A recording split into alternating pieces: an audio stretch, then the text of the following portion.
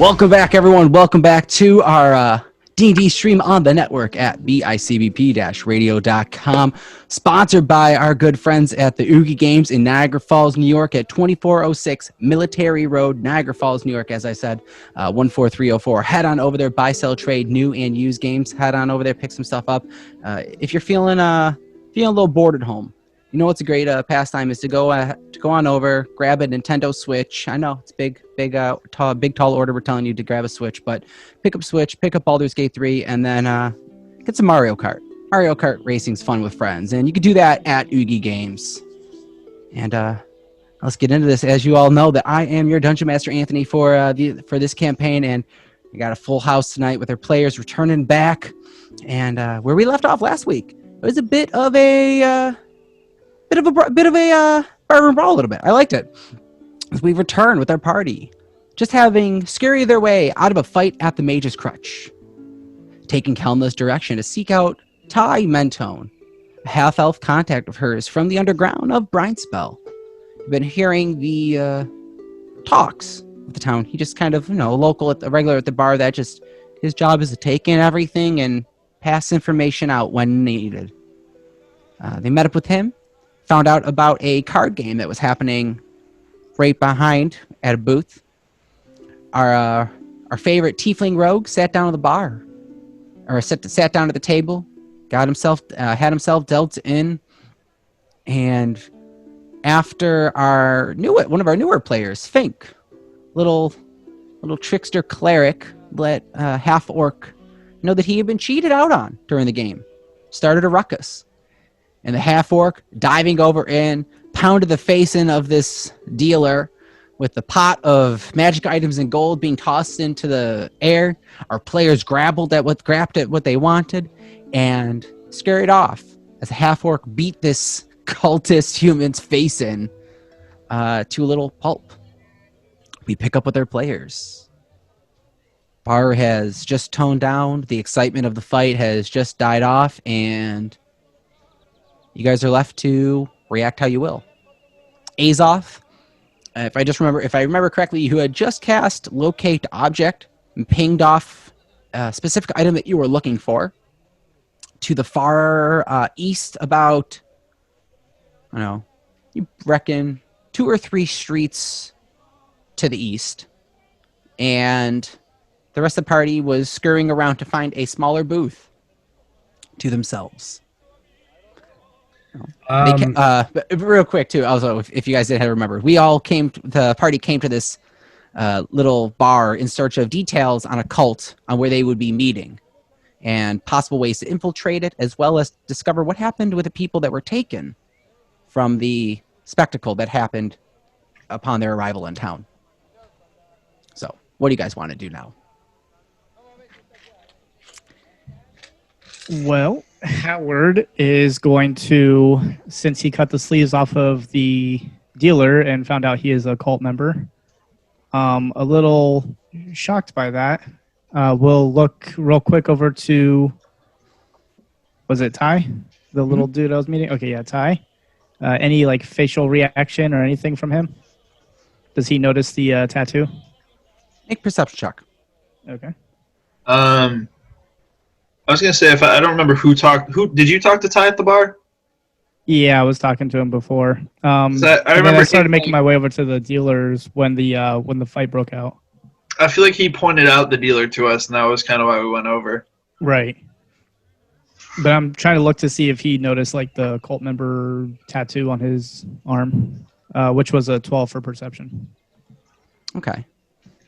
You're doing that. Azoth and Fink, what's going on with everyone else while this is happening?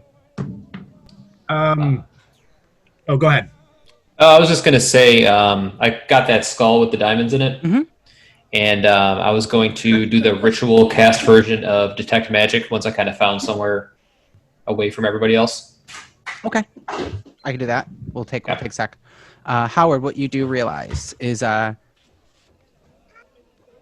there's a minor expression of shock on his face where Ty at the bar expected and assumed that they were the cultists, behind them. Like he was almost positive, but to have it be bluntly like thrown out in the bar, in the open, showing face that it was a little bit of a shock. He wasn't expecting to see the tattoo just right there, branded. His suspicions confirmed. Like, yeah, you were right. This is a cultist right there. He kind of was assuming it. So to see it just all happen so brash, wasn't expecting that. Okay. And the general feeling from like the town, I'm assuming, are all against this cult, correct? Make an insight check. Okay. I say with disadvantage. You really haven't had that much gathering with the town, the city, other than the guards. Oh, I rolled a 19 and then I rolled a natural 1. So 2. I mean, cultists are bad. Cultists that are stealing people, generally bad. But you really haven't had too much mix of it with the common folk and the general people of the streets to understand what's going on with it. Okay. Yep. So his first reaction then would be with the little hatchet that he grabbed from the orc that left behind. Mhm. He's going to actually cut through the tattoo. So the guy, what do you mean? Like Okay, the so body? the dealer's passed out, right? Yeah, he is. He's going to use the blade of it to basically cut into his arm and like cut open the tattoo, Are you filleting this man? Yeah, I think it's like scarring yeah. scarring it. Yeah. like Howard is thinking that he's using his Gotcha. tattoo as like a magical essence to be able to siphon powers from people. So Okay. he's going to try to disfigure the tattoo, and hopefully that breaks that. Respect. Yeah. Okay. So at this point, you see as you're going to grab the hatchet, two bulkier, stockier individuals are coming over and picking up the body of this person that was beaten to a pulp by everyone, and they're currently picking up to carry him and like kind of toss him out the door. They haven't yet, but as you're getting up to do this, they're currently getting him. They're not just leaving him there just to kind of be done with. He didn't do no magic to really assert he was a cultist, so they're not on the attack for him yet. It's kind of like there was a ballroom brawl, get him out type of an atmosphere going on. You may continue what you want to do, just know that he's about to be picked up and kind of carried out. Okay, then I'll put my hands up real quick. Whoa. Hold on a second. Do you see that tattoo as I grab the thing and I start to move towards it? Yeah, That's a cult member tattoo. We need to take care of this. I'm going to cut it. Make a persuasion check. What do you mean cut it? Just like I said, I'm going to cut it. Do you surely mean to fillet this man's arm out here in the bar? Oh, no, just to permanently disfigure it so that way he cannot siphon from you. That is a 19 on persuasion. Okay. They look at you. Don't hurt him too much, but Cut it if you will. Thank you. That's all I needed to know. And I'm going to Just slice it wide open. Basically, I'm like digging into his Just arm cutting- and just dragging it yeah. all the way down. Yeah. how far into his arm are you? Are you trying to do like a wound? Or are you just trying to just slice it? I just want to make sure so their reaction. Like a wound. Like a All good right. solid inch or Are you- two. Are you into the all arm. right? I'll say Like, do I this. need stitches? Are you dealing? he would definitely need Are you stitches. dealing? You're dealing points of damage. Yeah, sure. Why not? Okay, make He's an a attack. cultist. Make attack roll with advantage, Okay. just to see if you deal enough damage into it. So I'll let you cut it regardless. I just want to see how precise your slice is now to hurt him. All right. Hold on one second. Okay. So rolling in an attack first, right? Yeah.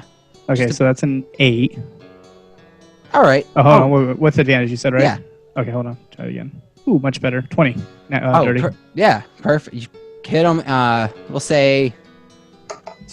What did you just roll? It only for damage. It only does 1 point of damage though. Sure, enough point of damage. You cut into his arm, and you even see his eyes open up from one go. Ah! Ah! Ah! Ah! As he wakes up in pain, his arm being cut and dug into. Hey! I'm gonna smack him in the face. None of that now. None of that now. Calm it down. He's looking around at the bodies. What? And they're going, all right, enough with you. And you're causing trouble. And they're walking and they're pushing it. He's going, wait, oh! And they're pushing him out of the bar and they launch him out into the streets as you see the door open. Swing open as they toss his body, kick him. The door swings closed and he's laying on the ground, kind of holding his arm with his robes cut. And for Robe's description, I hope I described it better, like how I said it. Like what I've been picturing is think of Harry Potter Gryffindor robes, like straight, all black with just the red edging. That's kind of how I'm seeing this. Gotcha. So you see him cut off.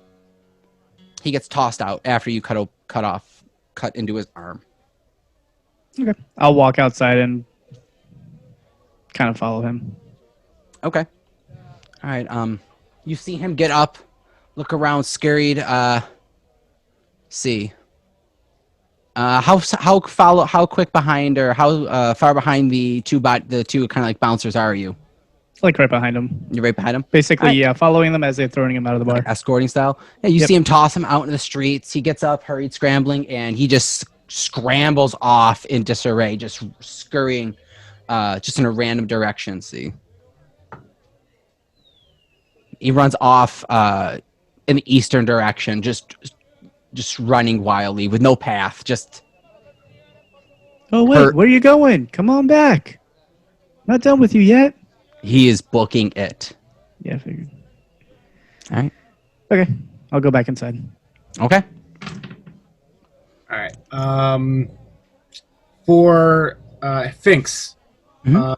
for you to concentrate on this the skull to learn it, what exactly do you need? 10 minutes, essentially. Just quiet time? I don't even think it needs to specify. It's just ritual casting.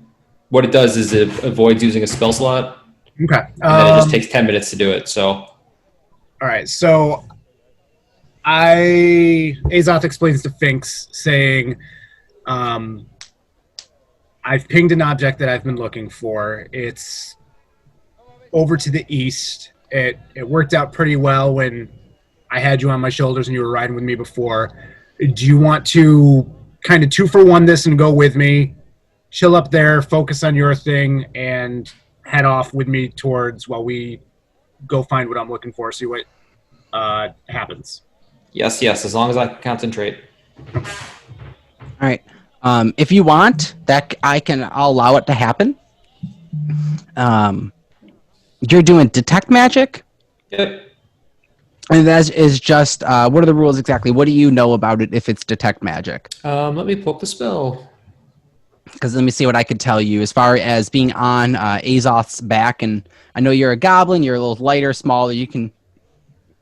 Azoth's a little bit more built up from being in the woods and everything. He could backpack you, but the actual time and needs to actually concentrate and cast a spell ritually for 10 minutes is a little bit of a process. So, Okay, so maybe we can wait.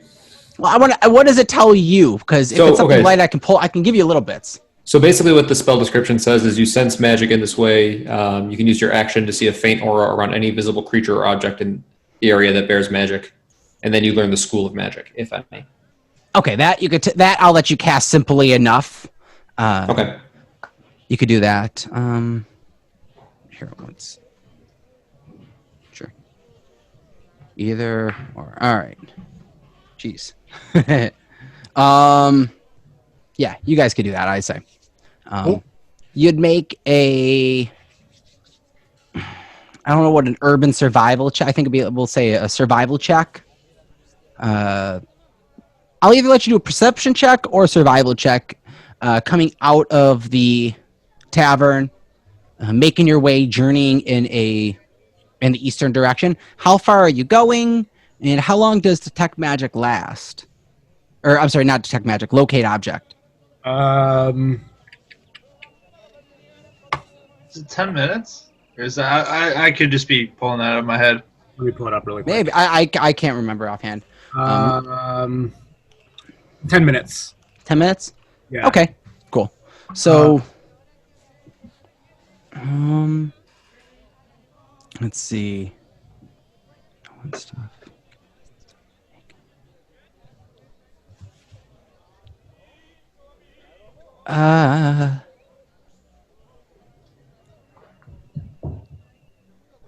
See. All right. So let me get this in. You get on his. You get Fink on your back. You let Remus and Howard know that you're going to go off. Yeah. To this. Okay. Heading towards the east. I let them know there's basically something I'm looking for. I detected that it was to the east. Mm-hmm. Fink's gonna do his thing, and Are you coming back? yes. Okay. Yeah, I just, while you guys are kind of recuperating or checking things out, it's close enough by. It should be like a few streets over. I kind of just want to make sure I'm going in the right direction for what I want to do. Do you need help? If you guys want to come along, you could always use some muscle, and there might be some fun. And let Howard know that I'm pretty sure that's the direction his friend was running off to as well, was to the east. So you might be able to bump into him again. Deal. Let's go.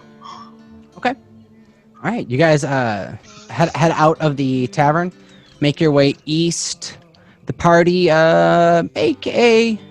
What are you looking for? Better yet. So we'll say by the guy that had you had saw run out, Howard. At the time of him going out, I'm assuming you walked back in to go meet up with the rest of the guys before they all walked out.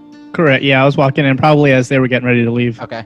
So as that passing and you go back out, he's gone. So what are you guys looking for? How far? Like, what are you aimlessly just walking in a direction? What are you sensing? What are you thinking?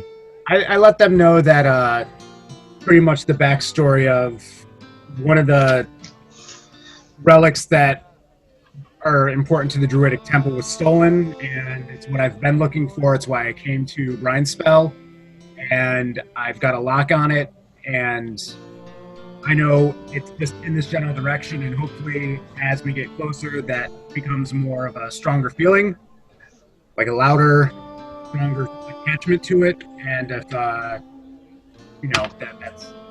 where it can take us right now, not really knowing what else is in store. All right, cool. I'll say the object that you are looking for, it is actually thinking about it, it's a crown of flowers that is dipped in almost like coated in a platinum, where it's like silver, but it has more of a pure, just ultimate, this is the highest, finest metal to work with. This is the most enriching and like a prized possession that would be worn almost like on the crowning of wedding, almost like a uniting of families type of a ceremony.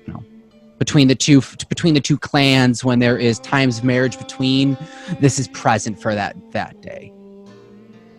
So, kind of neat. You're looking for almost like the crown of flowers, nice dipped in platinum.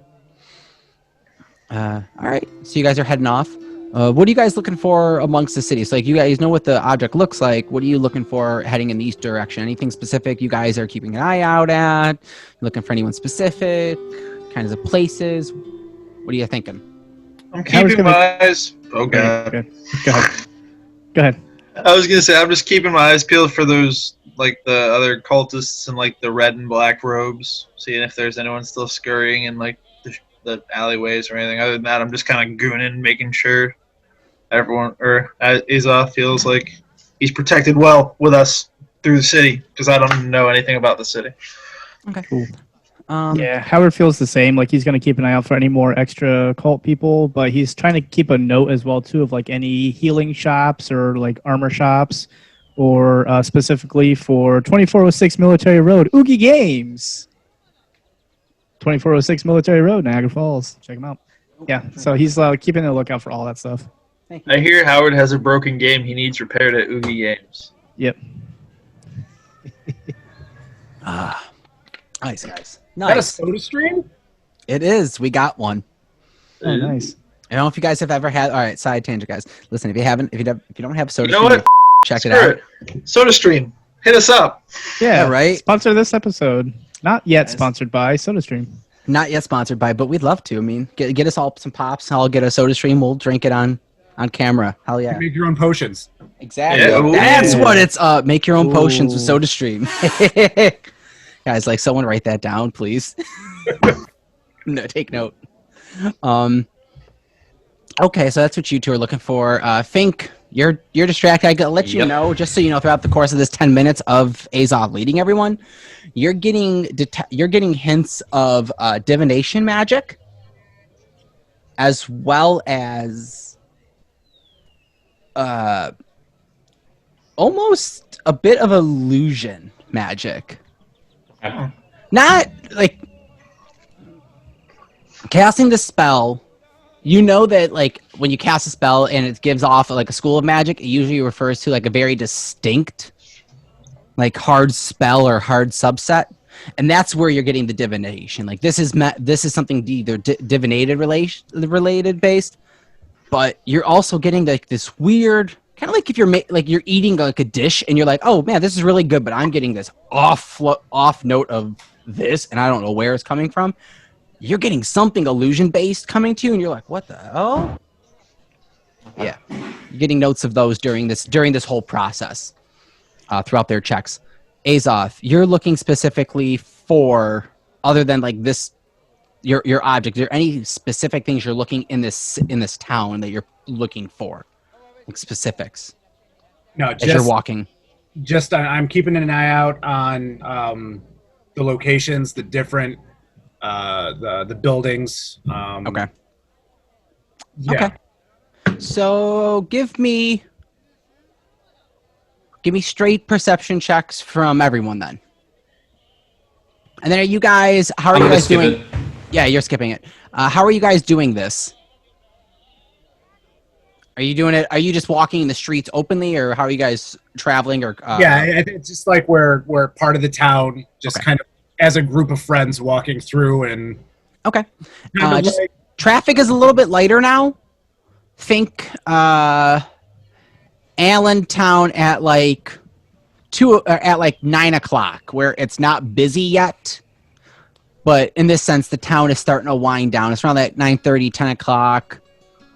Certain bars are busy, but most shops are closing up by now. Sorry, Danny, you don't get the reference of Allentown, but you know, There's bubbles. yes. It's like downtown Orlando. Oh. God. Okay, There you go. yeah. Got it. Nailed it. If you know the reference, if Ricky's gonna do our Florida translations, I got Thank you, Ricky. Gotcha. I appreciate it. so give me perception checks for you three that are looking around.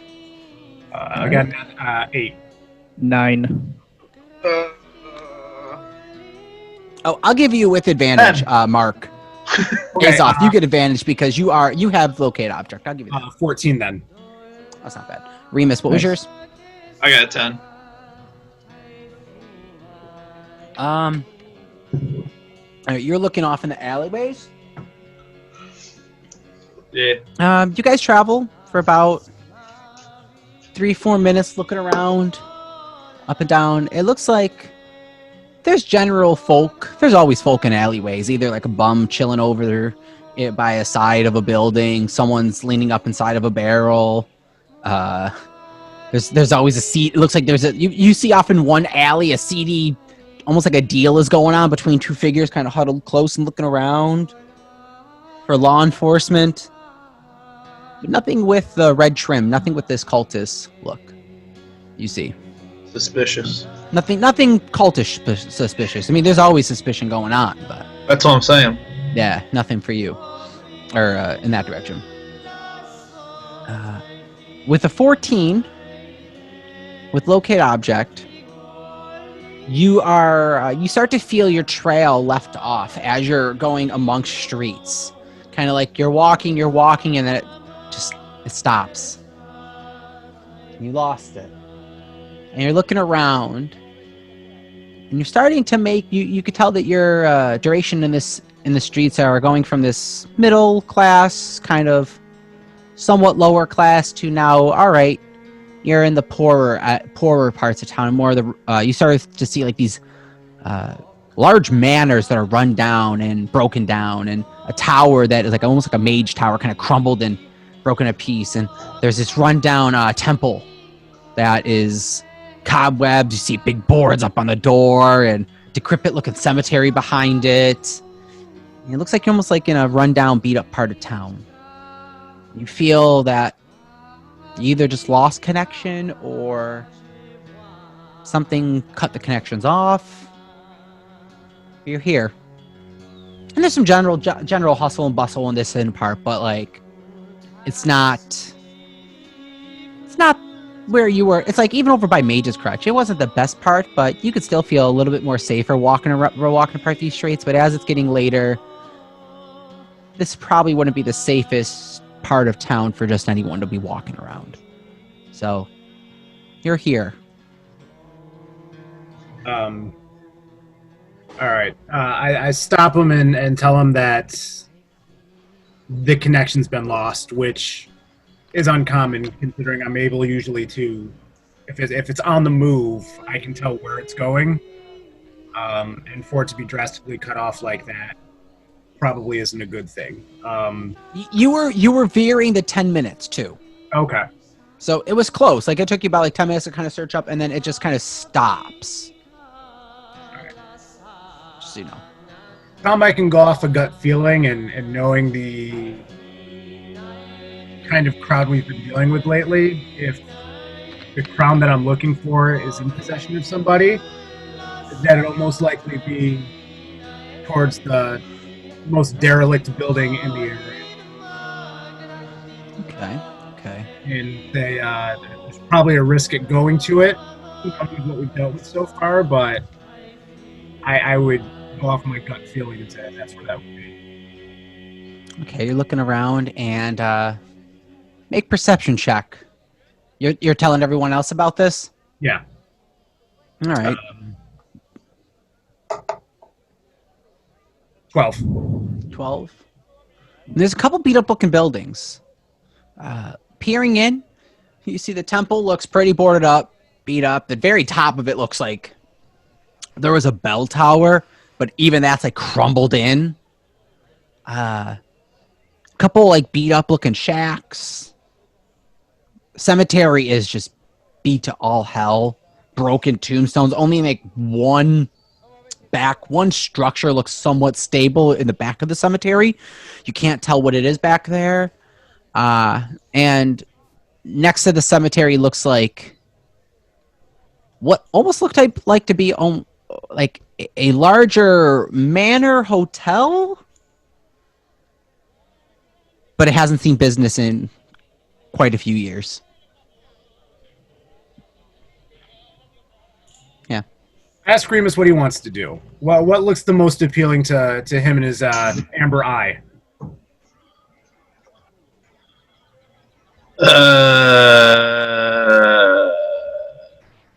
So there's a hotel-looking building, a weird shack building. Cemetery with one nicer structure than the rest of them, and then Okay. If so, we're looking for who took. Have you told us who you suspect took this druidic relic? we don't know. Okay. It could be a member of the opposing tribe or just a thief in general. It's one of those balancing things. Like they both be in play for there to be balance, and the removal of the one object, certain wars coming between the two tribes. I would say we're looking for an object. No one knows where it is. I say we go for the graveyard with the one nice building. Oh. Okay. I assume there's some sort of dastardly deed happening there. Or maybe there's a nice, just like, grave digger that's there and weird and has a dog. We can be friends.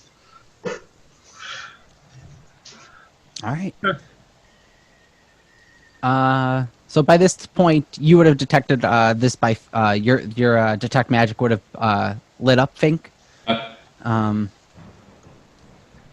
You do realize that this is an object. I don't know if it does. Does it tell you if you can? If you realize if you can attune to it? It didn't specify that. I'll say this one. With Detect Magic, you get the hint that this may be an item that is attunable. Ooh, how long does that take? That'd be an hour of attuning. Okay. Well, we'll do that later then. Yeah.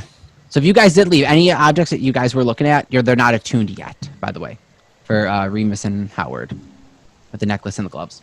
Yep. But Yes. all right. So you guys are gonna head towards the cemetery, or check out something else, or how are you guys gonna head there? What are you guys looking forward to do specifically? Yeah, we'll head towards the cemetery, I guess. I mean, should we get rooms? Are we gonna be here a while? This always happens. We're just in a town and we don't know what to do. I know. Hold on, Oh, no, I was saying this to Howard. you said it's getting close to dark time, right? Yeah, it's around Oh, okay. 9:30. Yeah, I suppose we 9:30, should get rooms 10-ish. then. we should probably get a room and then do some ghost hunting in the cemetery? See if we can find this thing. As long as we don't find anything crazy in the hotel bar.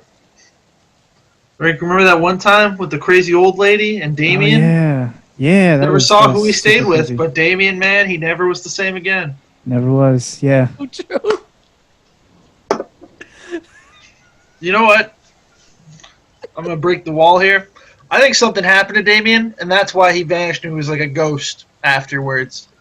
Like, I think something ate his soul or took him away, and they just sent like an astral projection with us for like a day and a half, and that's why he just vanished in the snow, like dust in the wind. And back. Oh, just when Damien's outcome comes out, I just can't wait. Some point. I'm excited. Oh, So- for the rest of the party, Damien is this kid that was kind of bullied into leading us to his lair.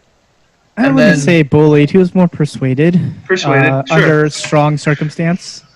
And then he was persuaded to come with us on a journey to ice caves, and then I'm pretty sure he is hypothermia and is just in the snow somewhere. But we saw like him. Rune and I had both seen him the first day we came to this world when we were taking washes overnight. So anything could happen. Let's get rooms for now. All right. Gonna look around. Is there like an inn nearby or? Nearby. Nothing that sticks out in this town, this part of the area that looks like any inns or anything like that. Not off at first glance. Are there any Hey. piles of hay? Is the tavern boarded up? Tavern? You didn't say there was a tavern? Oh, like almost like a little like a hotel, like manor. I Yeah. said. Yeah. The manor does not look boarded up. It just looks like it hasn't seen anyone in it for many years. There? Yeah. You guys can Yeah. stay in the haunted manor. Oh yeah. Let me Yeah. try and open it. All right, Yeah, definitely. Let's do that. Knife. nice. All right, There's 4 of us. Come on, Kevin. Yeah. You can open it. I'm gonna use Kevin the key knife. All If right. but it's boarded up, so There is this.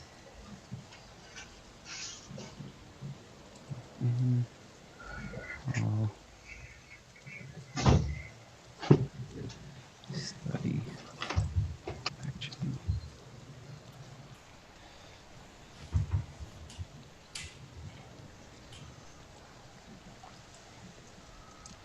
Okay. You guys go up to this manor. And when I say like it's a haunted manor, it looks like as if it was like a micro mansion at one point, kind of, where it's got four big columns out in front holding up part of the house, larger than the house you were looking at, Remus, in Berghold. This is about double the size, about 2 of those houses, huge. It's a little micro mansion, basically. 4 big pillars up in front, a large open front decrepit looking garden now with this driveway-ish paved in road that wraps in around it, almost like horse carriages to come up and around. There's a side barn you can see set off to, if you're looking at it, to the right in the back, almost like a way to like almost like a garage, like a little barnyard garage where you could park like the horses and the carriages. Okay. Has at least 20 windows from the front. Majority of them all with curtains closed and cobwebs covered. Some of them with boards up and down on them. Very dusty. The walls of this are of the manor, as you guys can see it just from afar. I don't know how close you're walking up yet or not, but they have this paint that's chipping off. Almost it's going down to the bare wood by now.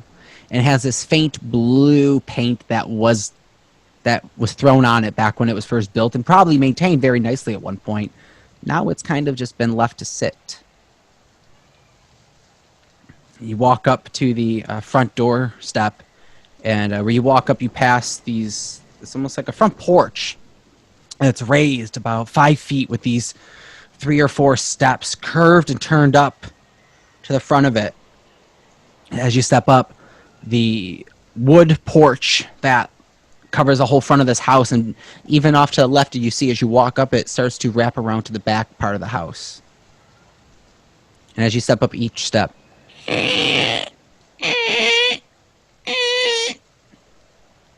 what's your party's order as you're walking up these stairs?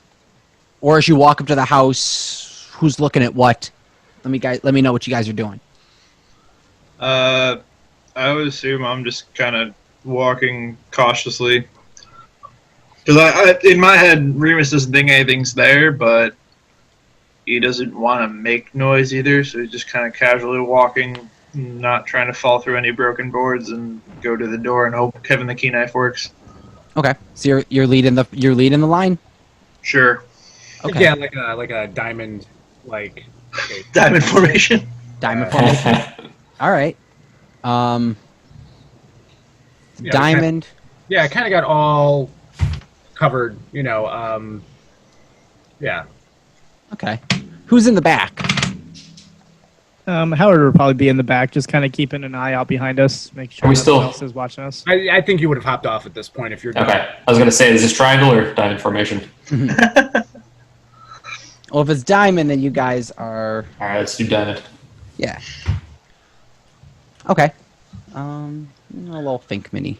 A little think. Like a little brain. All right. You guys walk up. As you're stepping up, Remus, you get to the top step, leaning up these stairs, and you hear a... I need you to make a dex save for me, please. Yeah. I knew this would happen. I was being cautious and aware.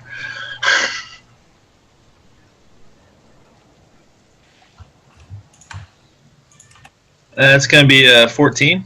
14. Nice. Just nice enough. As you are all stepping up, Remus, taking the lead, goes to take a step out the top of the top of this little stairs, little steps leading up into the porch, and as it breaks in and snaps in, you see a little bit of dust go out of it as you quickly sidestep it and step off and around and up it, and step around and just miss getting your foot stuck in this hole. Woo! All right. You walk upstairs. Where do you walk straight to the door? Yeah, I'm walking right at the door. Okay. All right. As you walk up up and over, you walk over to the door. I need you to make another dexterity check for me. Oh, sad. 21. 21. You hear another board panel go, and just as it starts to crack, you easily take your foot off and step off of it, not breaking it in. And little catch, and you're up to the door. You guys all see that. Seeing Remus take his time to step up, notice that this wood is probably a little over-rotted. So you want to be careful on your way up through it. stepping up and onto this porch. You're gonna go and try and open the door, or what are you guys doing? I'm going to try and unlock it with Kevin the key knife. Okay. Howard's keeping an eye out too, by the way, for anybody that might be watching or following us or whatnot. Yep. We're kind of all on guard. Okay. I'm going to check the underside of the floorboards for any like mushrooms or funguses that might be useful. All right. Cool. So you get down and you start scurrying. Are you like poking your head down and looking in? Oh yeah, or we're getting in there. You're getting in there? Sweet. Yeah. Make an investigation check. That is a 4. 4. You see a couple darker looking mushrooms, kind of black looking, and have these little black spots on them. All right, perfect. Cool. Grab them. Sweet. Mark black spotted mushrooms. We'll figure out what those do at a different time. Yeah. Are you Azoth and Howard? Are you guys getting up on the porch as well, following him, or are you guys staying off? All right. Yeah, no, I'll be following too. All right. I need you guys both make. See. Azoth, you have to make 2 dexterity checks as 2 of the different steps that you had stepped on. You feel a crack. Okay. So first one. 14 That's good. and 13. All right. So 14. First one, you step over. You feel the floorboard as you step over a little over where Remus had planted, and the foot goes as it goes to break in. You quickly pull off, and as you put your foot down on the second spot, feeling so assured and so glad that you didn't fall in, your second foot step came down a little too hard and breaks through as you feel your left leg go down to like your knee inside this. All right. And I'm going to try to move over to Azoth and try to help him up out of the boards. Okay. And let me see something. I need. All right.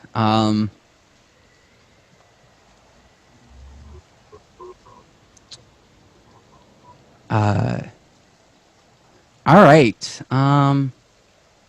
You're gonna start helping him pull him up. Yeah, Get him pull him out out of of the boards. Yeah.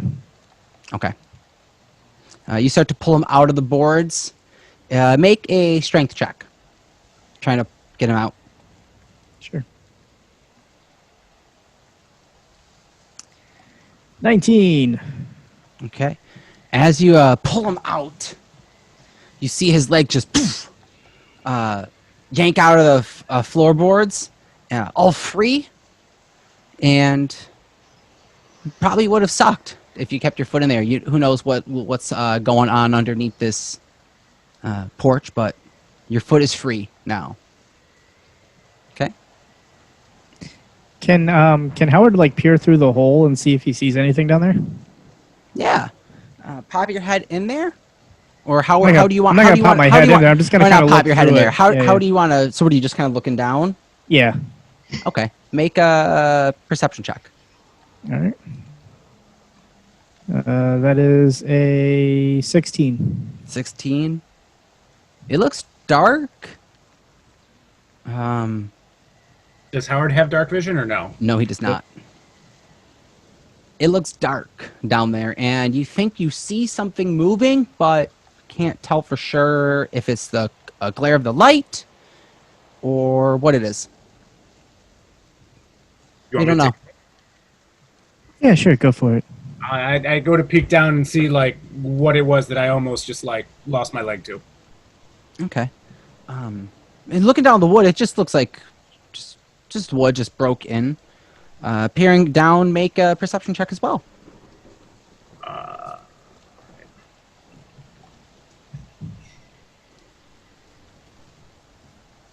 Hold on here. There we go.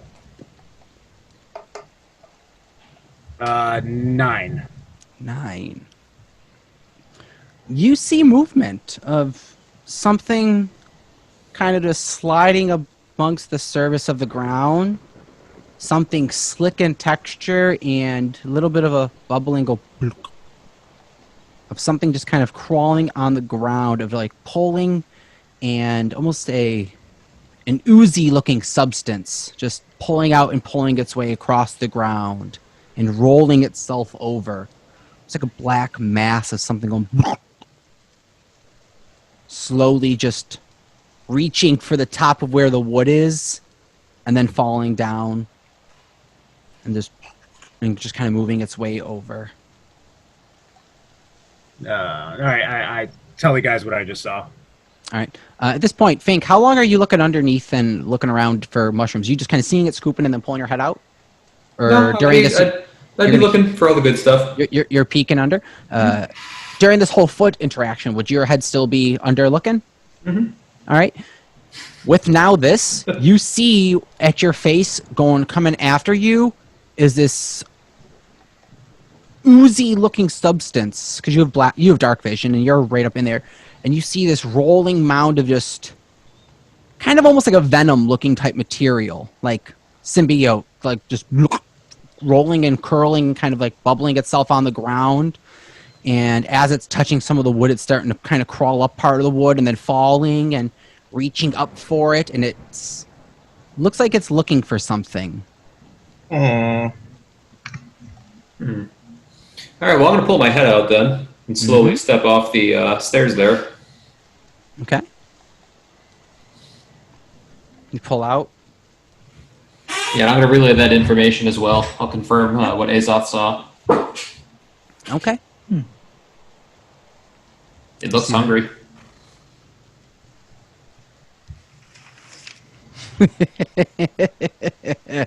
What are you doing? So Howard will dig in his backpack real quick and pull out a torch Okay. and light it with the flint. And kind of stick the torch fire first through the hole and see if I can burn it. Or kind of like make it scared to go away from the fire. Okay.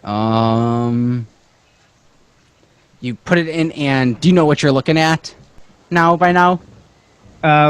Based off of what they told me, I have an idea, so I'm just gonna kind Okay. of stick it in, see if I can like use the heat to keep it away from us. Okay. You put in a torch, and you start looking around, and you see this black pudding-ish material going to kind of reel back and recur, sensing the heat, and attempting to move a little further. Seeing the heat move, it moves around and start to kind of out of the way. But it looks like an animal it has an intelligence of 1, but it still has on a very primal instinct of stalking. You know what I'm saying? It's got it's only got an intelligence of 1 with a -5 modifier, but it still has this primal sensation of this is where food is. Okay. Type of a feeling. I will, noticing that, I will fling the torch on top of it. Oh. Make a attack roll with disadvantage. Tossing a lit torch underneath a dry rotted porch. Where is Remus still on the porch? Oh yeah, Remus is on the porch. Which are you I got trying a plan. Don't worry. Which, by the way, real quick, by now, what was your check to unlock? I didn't make it yet. You didn't. We didn't discuss. Okay. Well, I'm not going to make you check. Just so by this point, you have gotten up into the door. What do you want to do while this is happening, or what are you doing? I'm using Kevin the Key Knife to open the door. You're going right for it. Okay. Yeah. So what is that again? That is a sleight of hand check, and I don't think they have. What is that?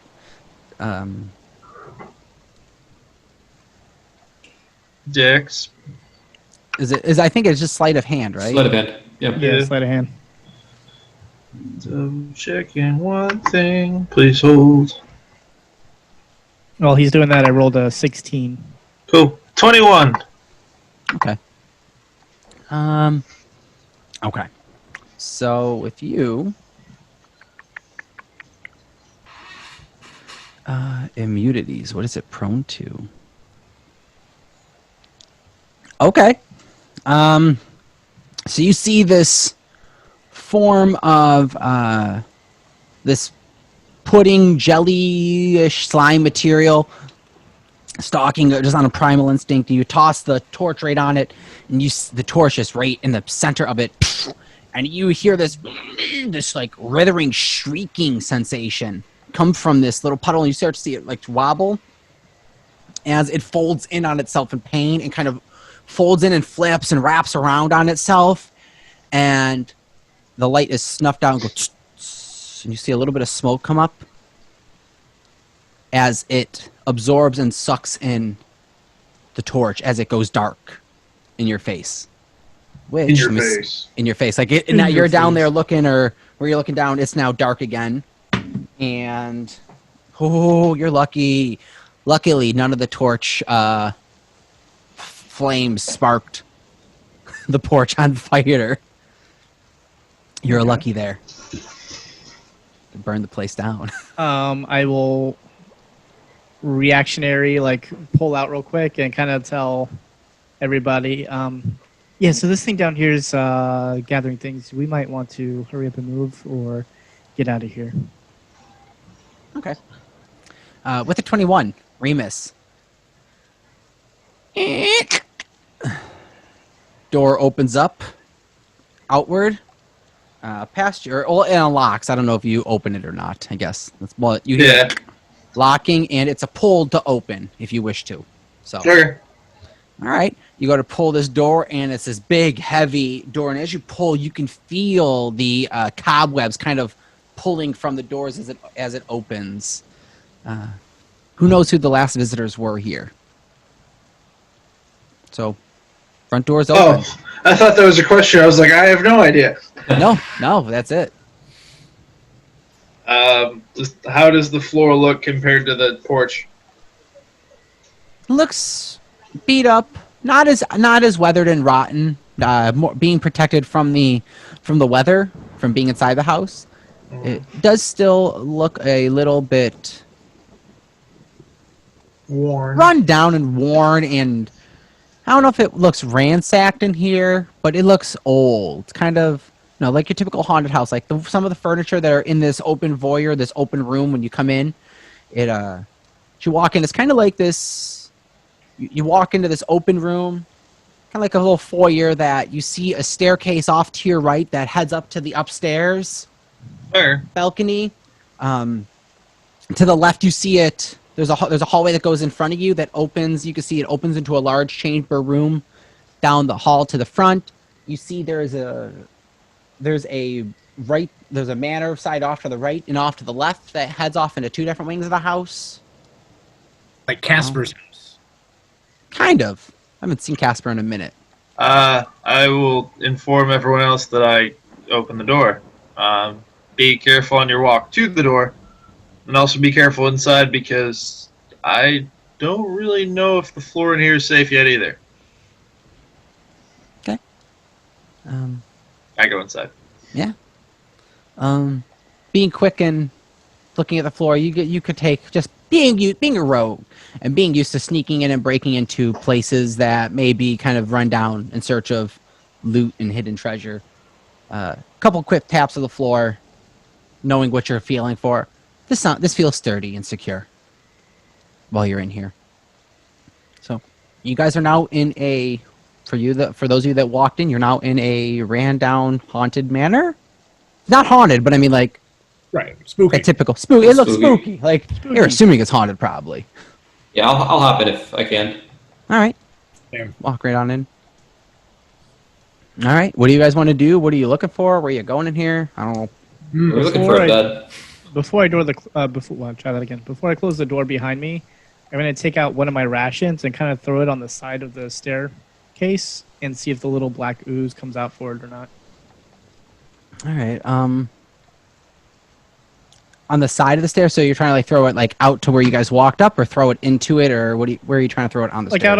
Out of the side of the stairs to try to lure it out from underneath the stairs. From underneath it. Okay. Yeah. Into the house.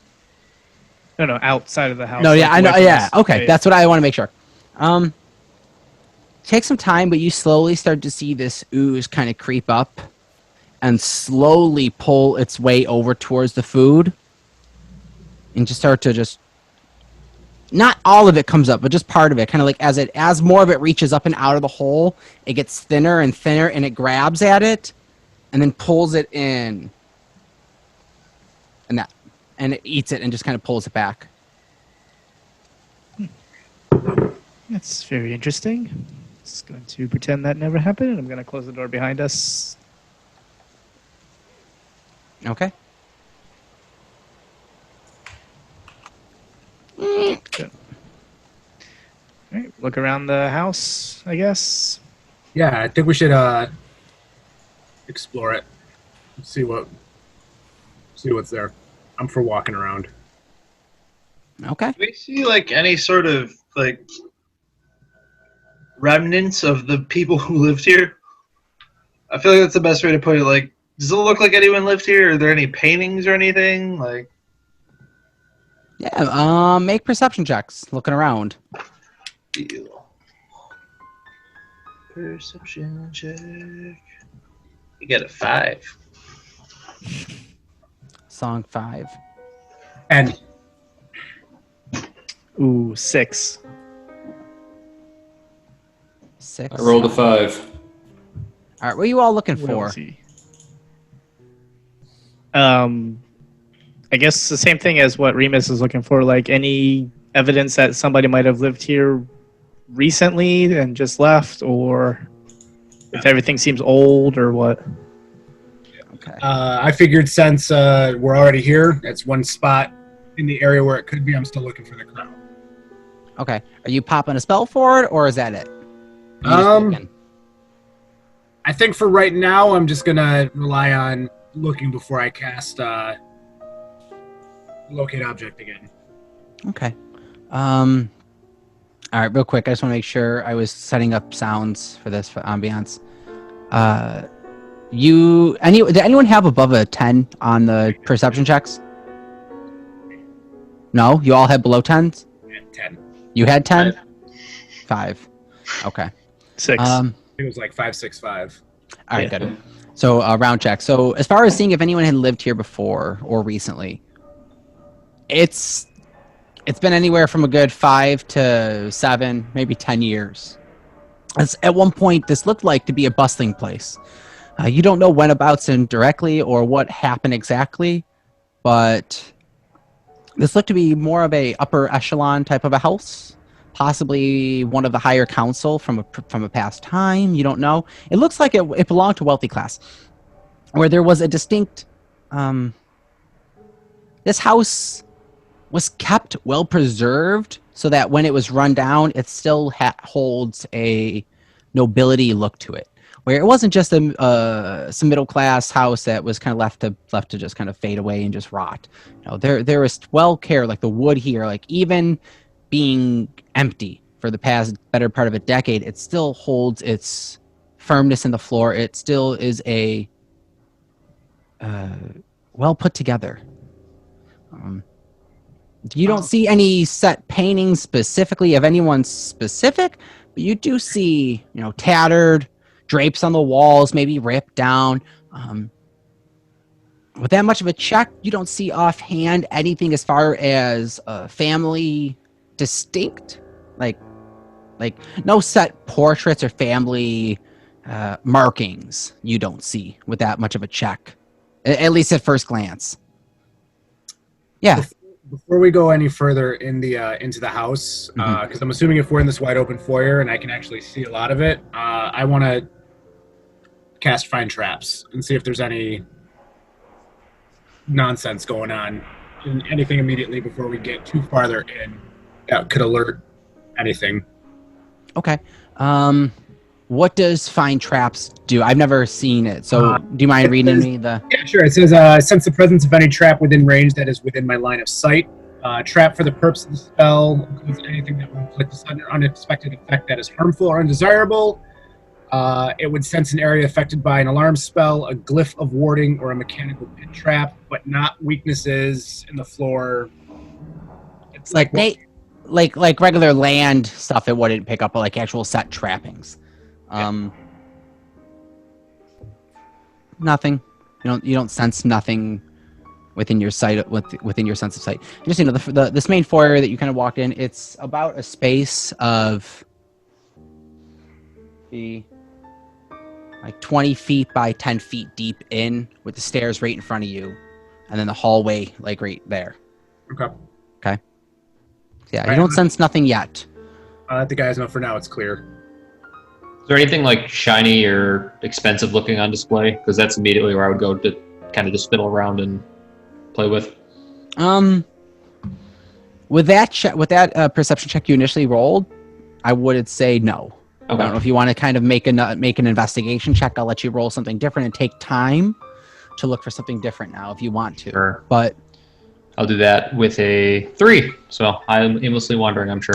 yeah, I'll say curiosity has piqued you looking, and you start heading off to the left side of the foyer and down the hallway to the left that opens up into a dining kitchen room, where foyer has a small archway to your left and a little bit of a dining hall, like a nice like family dining room with a big table at it, with a cabinetry, kind of like where you would put like your china plates and all that. And then you can see a door on the other side of this room, leading straight to your left, and then a door leading to your, when you turn left and walk into this dining room, there'd be a door to your straight ahead of you, or a door to your right. Okay. You heading into this dining room area is you do start to like see rusted and kind of not really, actually no, not would it be rusted, but like dusty, tarnished, green, corrosive like spoons and silverware sets kind of laid out. How many? How many places are there set? There is a table set for 12. Let's see. 12 people. 5 sets on each side and 1 at each head. Kind of like one at the top and the bottom, and there'd be 5 up and down each side. All right. I'm going to go sit at the head of the table. Just go sit at the head of the table? Feel rich for a minute. Okay. Is there like a giant elaborate painting in the entranceway? There is. What's on it? Check for Scooby-Doo eyes. That's the first thing. The other one is check for secret door.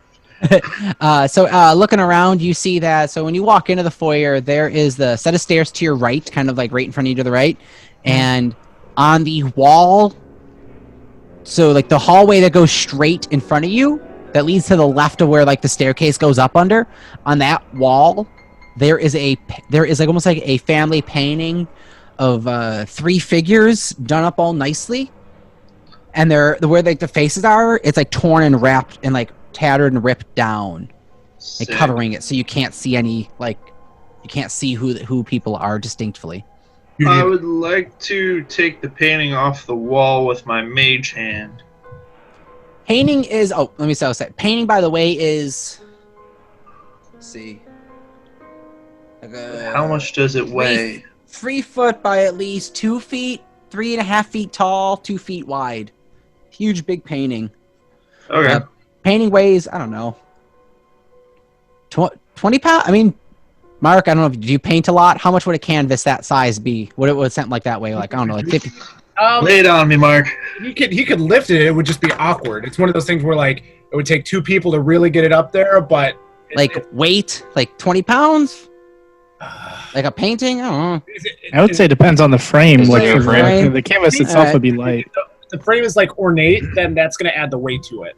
It's like an ornate frame. It's probably like a 50 pounds then. About like really done up nice.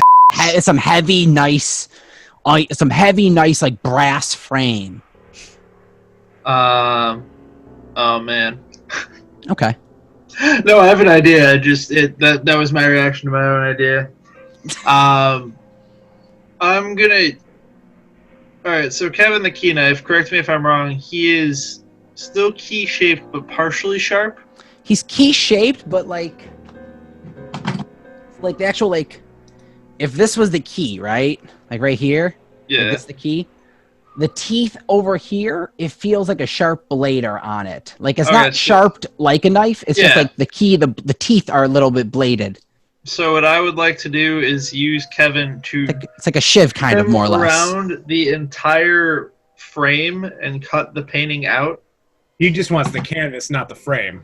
Yeah. Okay. And that would probably be like no more than 3 pounds. Easily. Yeah, that would just be nicely. Right. Do I just see the frame?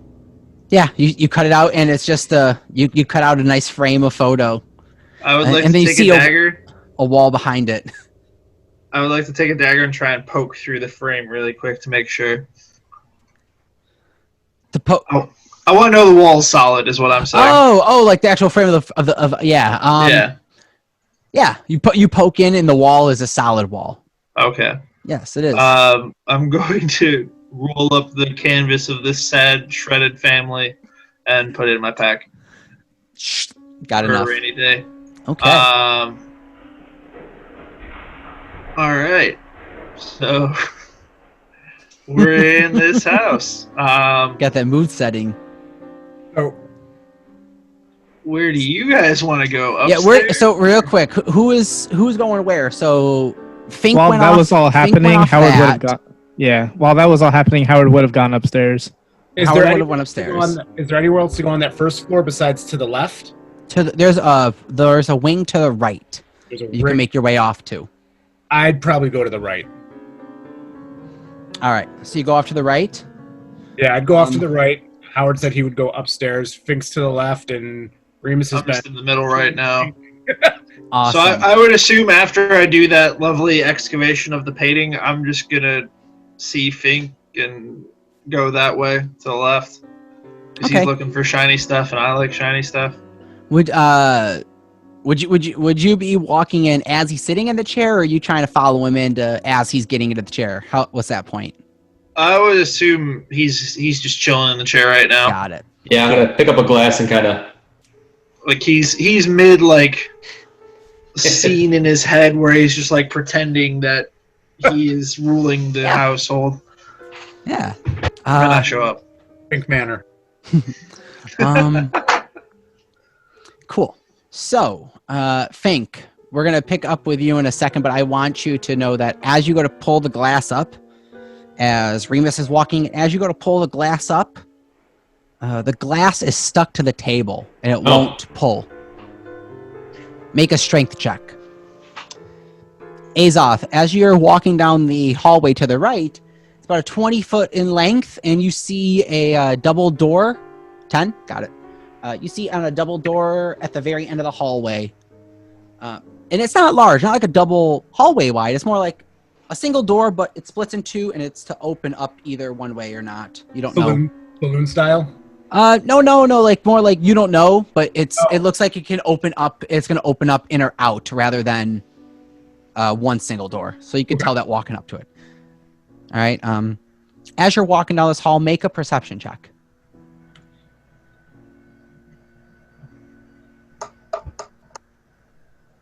13. 13. As you're walking up to this door, you see that there is a painting on the wall to the right of you. As well. Check out the painting. It is a painting. Again, ornate-looking features on the frame. And same thing, family portrait, but it's torn down as well. I'm also equipped with a dagger, and I'll go through the same motions as Remus did, just to kind of see if there's anything going on unusual with the painting. Okay. So I go to cut it out and... Yeah, perfect. Okay. So right before we pick up back to Fink, we'll say you go to cut in. Make an attack roll to see how hard and like you can cut into it. with your knife or a dagger. 14. 14. You go to dag in and go to start cutting. And this doesn't feel like canvas. This doesn't feel like paper. This feels almost like this... almost like a thick, leathery texture. And as you go to pull the dagger, you feel the painting start to move a little bit. I need you to make a dexterity saving throw. All right. Oh no. Anthony, you dirty, dirty man. 11. 11? 11. All right. You move somewhat out of the way, but not enough as the painting falls off of the wall. And the ripped portion where the family's heads were, you see it begin to open up and a tongue slips out as a face and a mouth begins to fall on your body and partially on your hand. As the painting comes to life, more or less, and begins gnawing and crunching and and begins to chew on your arm. That's happening. What the hell is this thing called again? Yep, that's what. Yep. By the way, Tony or Fink, Yes. as you go to pull your cup, you go to pull it up, just a little more aggressive now.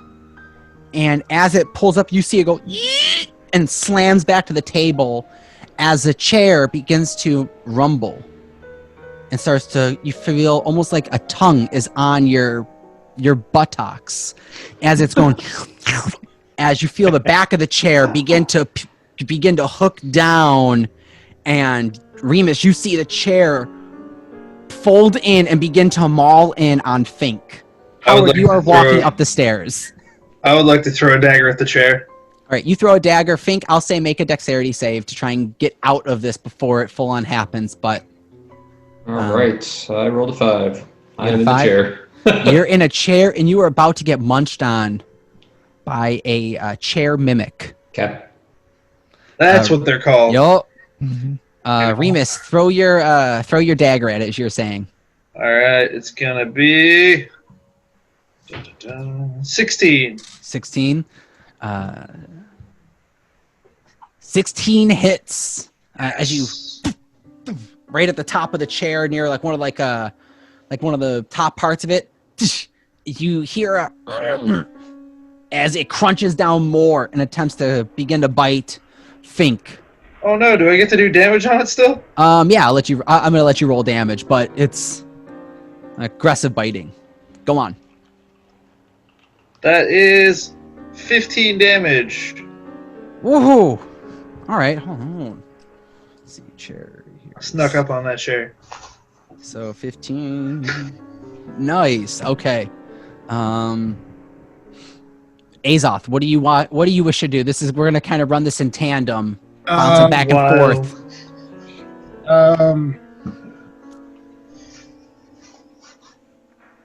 As a painting has come to life and is fallen on your arm and is now going to try and munch in you, and you can feel like your arm is inside the painting as the belly of this kind of is opened up, and it's weird. It's a weird feeling.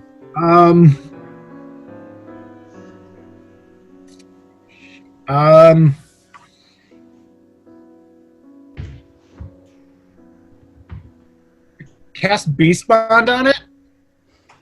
Okay.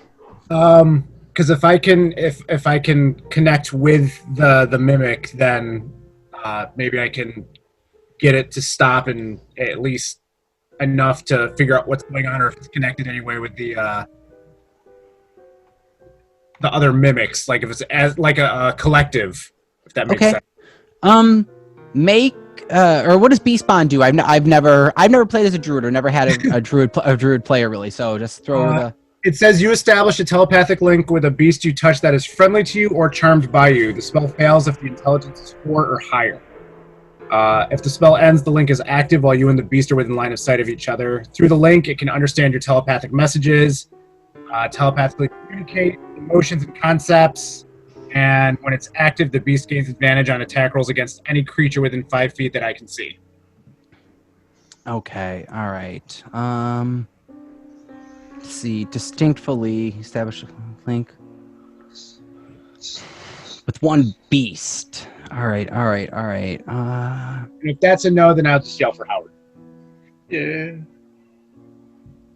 Let me see. I don't know if the mimic would be considered as a beast. It is a shape changer, monstrosity. Yeah, mimic really isn't a beast. The beast would be more of an animal, but yeah. So you wouldn't feel the telepathic link hit. Then I would yell for Howard. Okay. So Howard, you begin to hear a screaming. Ah! I would like to think like this entire time, Howard is up there like Stan Lee in the Spider-Man movie, while like everybody's going off in the background fighting and stuff, and just Stan Lee's just over there talking, doing whatever he's doing.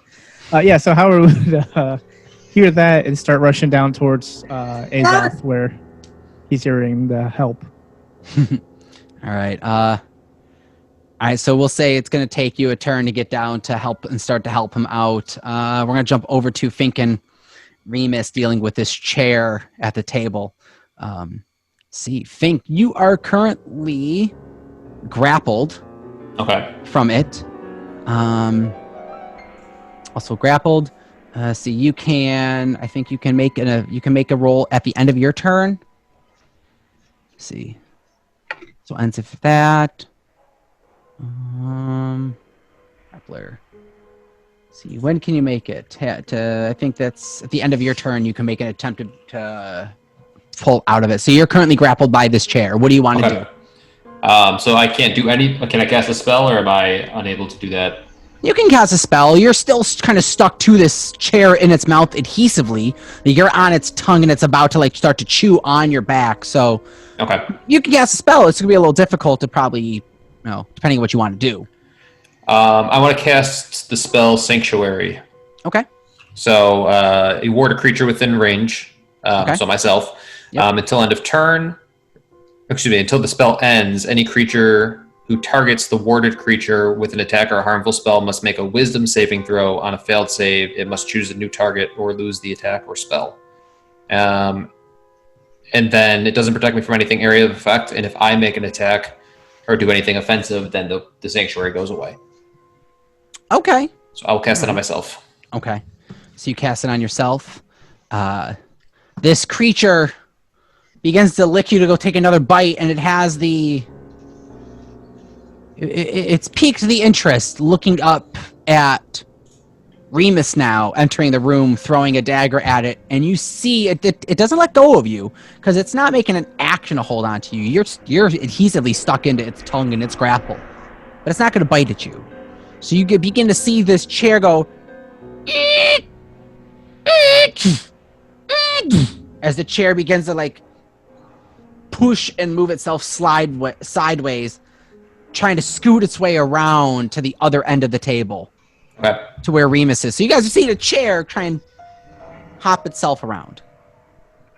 Beauty and the Beast style, I guess. Kind of pushing and sliding itself. Remus, your turn in this room. Oh wait, can I attempt to ungrapple still? Oh yes. Make a strength check to get out. All right, -1. Here we go. All right. Where's my d20? There it is. I roll a 2, -1. 2. Oh, this is a sticky tongue. Sticky tongue. So, I guess I'll just throw a couple daggers at it as it starts to inch its way towards me. Okay. Make attack rolls on it. Yeah. Psychic dagger. Yeah. Let's go. 18. 18? That hits. All right. That hits it. For 10 damage. 10 damage. I'll say you get the parry because of an enemy, or you get the what's it called? Sneak attack because you got an enemy in its way being distracted by it. Did you add that in with it? Yep, that was 10. All right, cool. 10 damage in. Nice. And then the second dagger is going to be a 17. That also hits.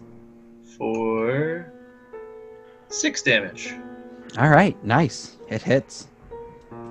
I just imagine I see stuffing flying around Finks. All right, let me see real quick. It has advantage on attack rolls against named creature grappled by it, so I can do that. Pseudopods. See real quick.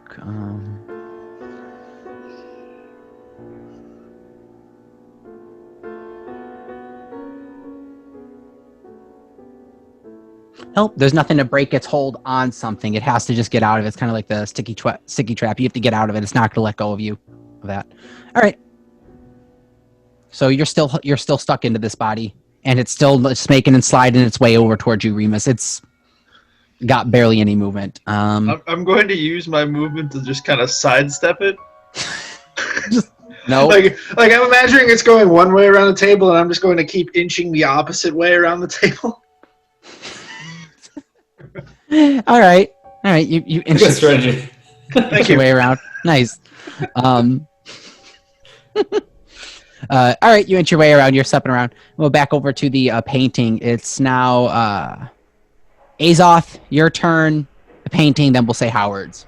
So I'm going to attempt to try and, as I'm yelling for Howard, I'm trying to pull my arm out of the painting as well. Okay. Are you doing anything other than that, or just making the full strength check to pull your arm out? I'm just trying to get my arm pulled out. Okay. Because it's still attached to the wall. So No. So so the painting fell off the wall and is falling on your arm. yeah, then I'm trying to like. It kind of like was held on and it like latched itself. So the painting was like. Yeah, I'm trying to just pull out and get away from it too. Okay. Make a strength roll. All right. Is it? Let me see. Is it save or is it a roll? Yeah, ability check. 4. Oh, I'm so sorry. Real quick. Also, grapples are at disadvantage. Escapes are at disadvantage. So roll one more at disadvantage. See what it is. 4 failed, but I want to see if it's an at 1. How dare you? Disadvantage. 18. All right, you're good then. Still, paintings on your arm then. You know who I blame that on? Who? Chessex Dice. Chessex Dice. Still haven't sponsored us. You know what? What's the deal, bro? Come on, Chessex. You know what, Chessex? Listen, I haven't made these these attack rolls for the pseudopods yet, so let's actually do this. Okay. With that being your turn, Azoth, the painting now feeling flesh and an arm inside of its maw. It's gonna take a big chomp down on you, your arm, and it is a 16 to hit. I'm sorry, yeah, 14 to hit. Does it hit? Your Right. AC.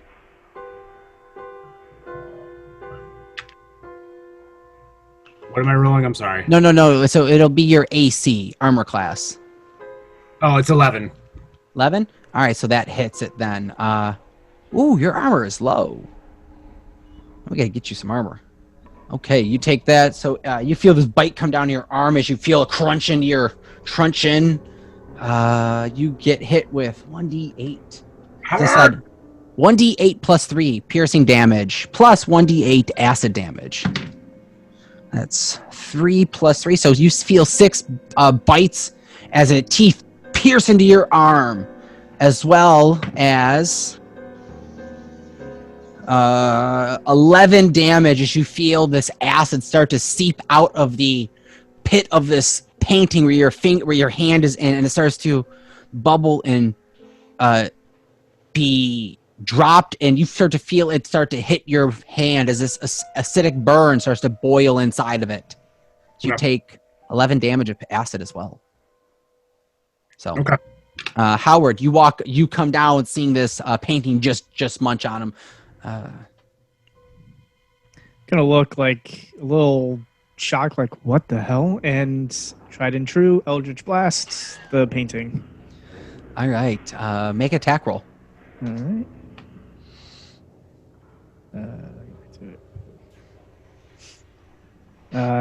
That is wow, 8.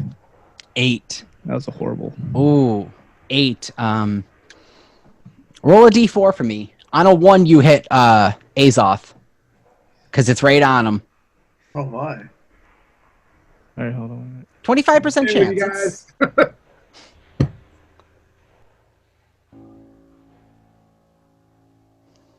Okay, it's a 3. All right, you're good.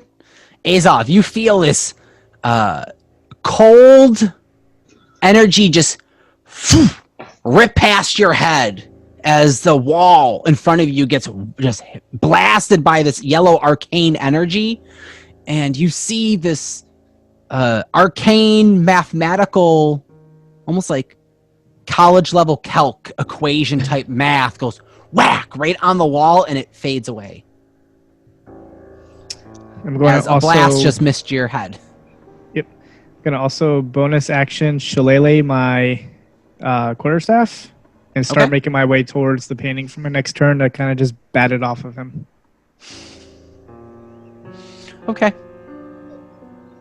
All right. Pick at top of the round. We are over to the other room with Fink. Top of your turn. Chair All right. is slowly. Well, I can't really attack it at this point. Yeah. Remus, you're full health. You haven't taken any damage. Yeah. Let me see. Ain't no chair attacking me right now. You can also hold your action for Remus's turn if you want to pair up and do something on the turn together. We can do that if you have an idea. I was just going to try to escape. I can't really do anything without I'm being in touch fine range. with you escaping. Basically, I'm just trying to knock out whatever this thing is eating you. All right, let me try to escape a grapple again. Yeah. All right, strength check. Yep. With disadvantage.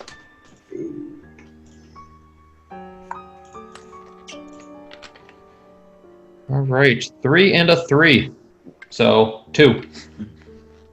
All right. No real disadvantage there. I just live here. These are my new legs. Oh my god! Yes! Wait, I missed something. What?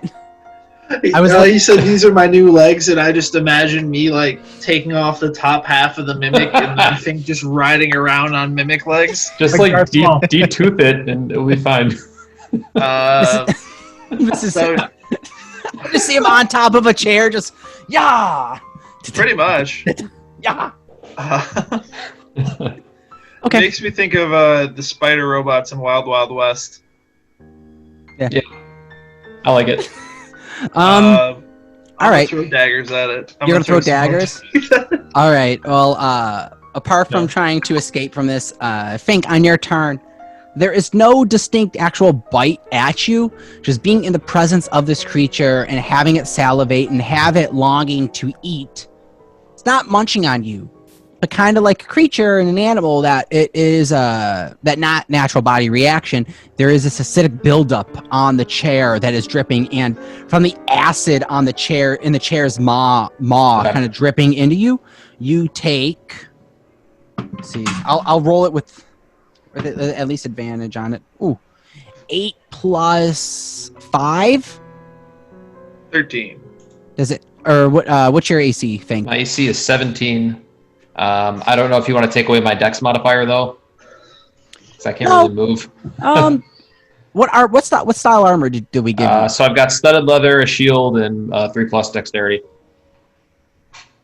With studded leather, I'll give it with the studded leather because it's not going exactly. It's not trying to bite at you, and you're not in the pit of it like Azoth's arm. Mhm. That's enough. No acid. You begin to feel the acid kind of drip, and you hear that little bit of it starting to hit the leather armor. Real quick, Azoth, Mark? Do you have armor attached or equipped to your character? Do you know?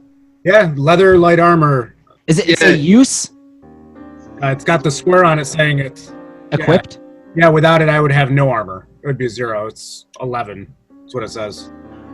What is your dexterity? We dumped. A 0. Yeah, that explains it. Okay, that makes sense then.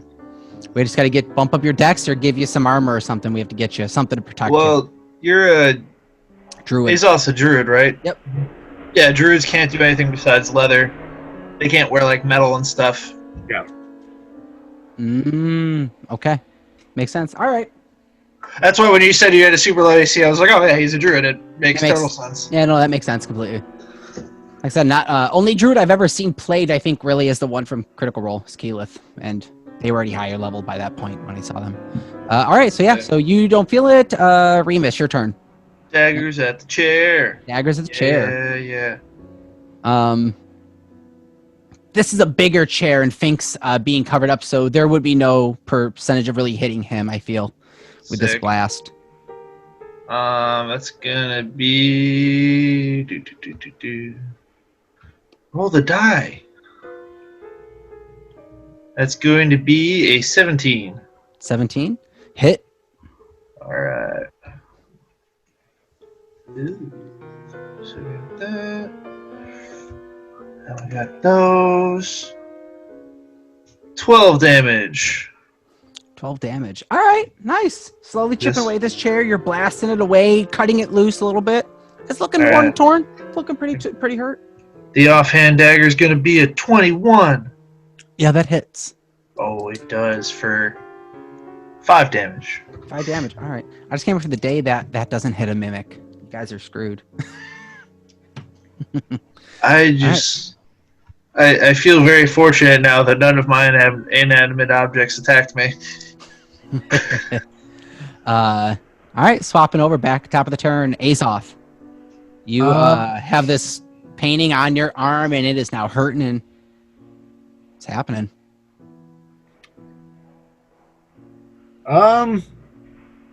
Just this painting just on your arm.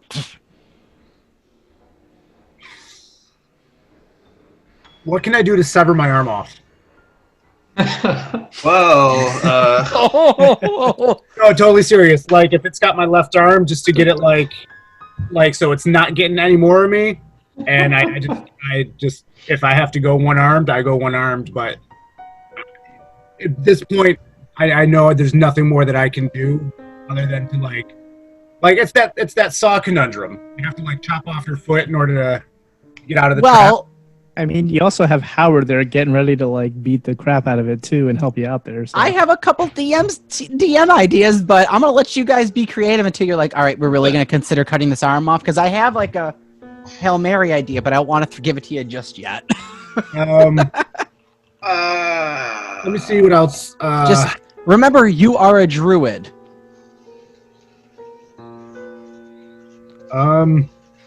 But you guys, you also do have a cleric. You do have a healer. Yeah, I I don't know can't if- put arms back on. I don't know if cauterizing and a limb is the option yet. You don't want Finks doing that, trust me. He'll put it on the wrong way. Upside down. Yeah. Let me see here. You guys get a Rakshasa to the group.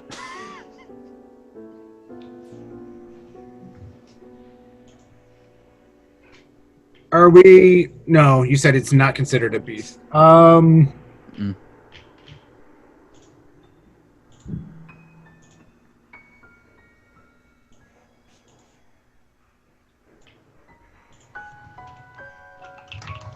Let me.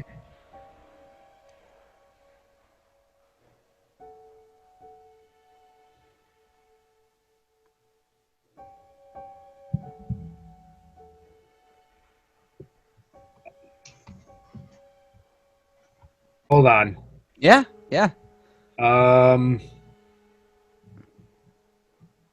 This is the time to learn your guys' abilities and figure it out.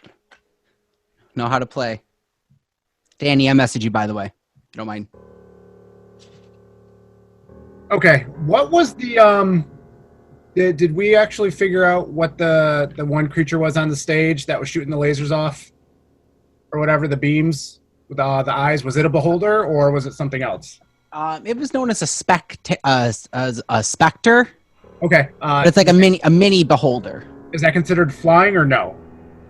That would be. I don't think that is a beast that you could. Technically, yes, it would be flying because it does. It has a fly speed. So yes. Then I want to go for my wild shape improvement and turn into one of those anther creatures that were chasing us in the woods that chased us off. Okay. You see. Let me see if you can turn into that exactly. I'll double check to make sure.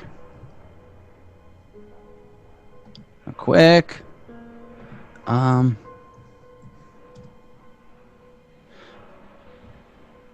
Make sure. What's the challenge rating you're allowed to do? Do you have that offhand? Do you know?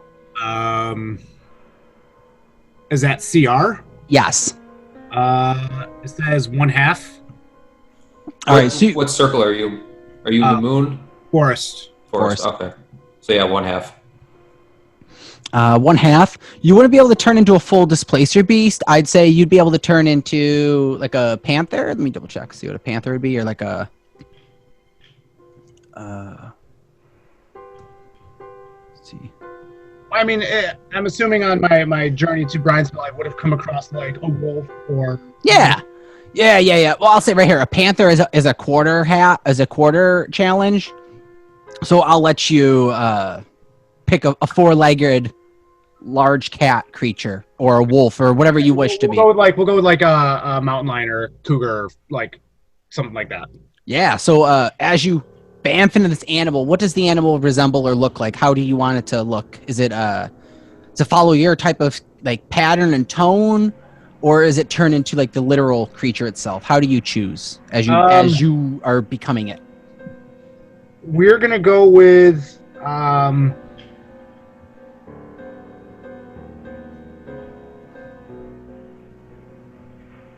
let me see here. We're gonna go with just think, like Yeah. I'm a furry now, basically. That's so it's like I've like gone into it, but it's still got my gear and it's still like equipped. I'm just like Yeah. So when you B shape your or like polymorph, your gear kind of absorbs into your body. okay. So But like it helps take the form, I guess. Of Yep. that. So yeah. so you guys see Azoth kind of anamorph style into this, and you see Beast as he turns into this golden skinned dark brown tones in this in the pattern of the mane and part of his tail. This wood, are you wood elf? Yeah. Is this wood elf forest tiger lion of sorts, forest lion? And that should theoretically have pulled me out of Yeah. the mimic. Pulls you out. There is a yeah, because I would say your whole body transformed and kind of sucked away, and yeah, you'd be pulled out of it. I give you Okay. that. Yeah. Actually, you know what? No, whenever anything, I'll give you an advantage on a pull away, on a strength pull. Give you advantage on it with the Panthers. What is your dex? Or I'm sorry, not your dex. Your strength. -2. -2. I'll give you pull with the Panther strength, which is a +2. So 2 rolls or 1 roll? 2.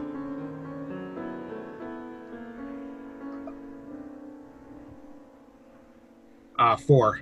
4. Ooh. Total? Well, it was so you said it was +2? Yeah. Yeah, I got A a 2. 2 on each roll. Okay. It's the painting's now on the ground, and it's like your right paw is in it, but it's not deep within the acid now. Okay. It's more or less like it's the part of the tongue and the teeth are kind of mashing at your paw, but your right paw isn't deep inside of it. Okay. And the way are you running? Do you have D&D Beyond pulled up? So if you have, if you're able to at the top search like Panther, or search an animal that you're trying to be and pull up that, and that would be the sheet that you're using for attacks now. Okay. Search everything. Okay. Yep. And then just open it up as a new tab, Yep. and you're using that animal's character sheet for attacks and I'll moves. Pull up Panther. Sweet. And we'll say your hit points are at, because you're a bigger, bulkier one, because you're a half challenge. We'll say your hit points are 22. rather than the 13 that it says. All right. Or no, 24 because it's 3d8. So yeah, 24 hit points. We'll say you have full. All right. And I think I'm currently down to 10 if I did my math right earlier. Unless what did you say? I was at 13? Or No. So when you beast change, you Oh, get okay. the hit points of this creature. So your hit points are now for this creature at 24. okay. That's Do I still get an attack on this turn, or is my turn done from turning into it? it is an action to turn into it. Okay. For I think it's a bonus action if you're a circle of the moon. All right, but I'm not. That's So fine. yeah. Okay. So you're turned into that. The creature is now going to take a bite at your paw. And 13 plus that is higher than the Panther's armor class. Yep. It is going to do bite damage, which is, let's see, that is 8 piercing as the teeth clamp into your paw, as well as 8 acid damage coating the teeth. Okay. It's hurting a little bit. Took a big chunk, and it's That now That would have brought me down to 8 then, right? Yeah. 8 plus. What was the piercing damage? They were both 8, I think. They're both 8, so 16 minus. Yeah, it'd be 16 minus 24. Okay. So you're down to 8. Danny, Howard, it's your turn. All right. So as he is shifting into a panther, I'm gonna start running and swinging, and just as he shifts down, gonna have the staff go right over him as he's he's shifting, and hit the painting. Yep. With a shillelagh bonus, and that is a 15 to hit. That hits. That Awesome. hits. And that is 9 points of damage. Ooh. 9 points of damage as a crack. Nice. Nice. This painting looks a little more finely beat up. As you see 2 parts of the painting you see these little 2 parts of where there was possibly a face ripped up, maybe look up at you and now see you there. Just kind of gonna wind up. open up. Nice. And I'm gonna wind up You. for the next hit. Okay. We pick up. We're in the other room. Fink, top of the round. You're in this chair.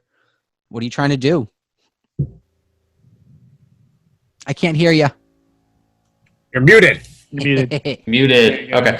I'm going to use the cantrip guidance on myself. So I can basically add a d4 to my next roll, and then I'm going to attempt to escape.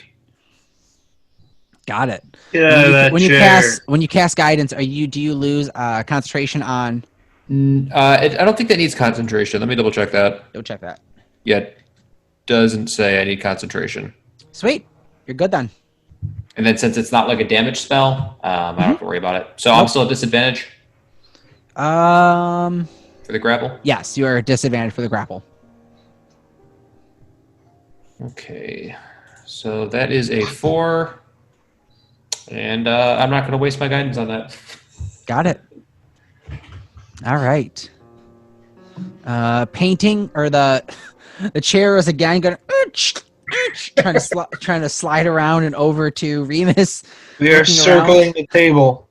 And a really terrible Home Alone scene. it is 7 plus. It is a 12 to hit you with the or 11 to hit you with the acid. Nope, doesn't get you. You feel this acid is starting to pool up at the base of the chair, but you're just small enough. You're a little goblin body. Had you been a full body sitting down, maybe it'd be a different story. But yep, Remus, your turn. All right. I'm going to throw my daggers at it. Does a 16 hit? 16 hits. All right.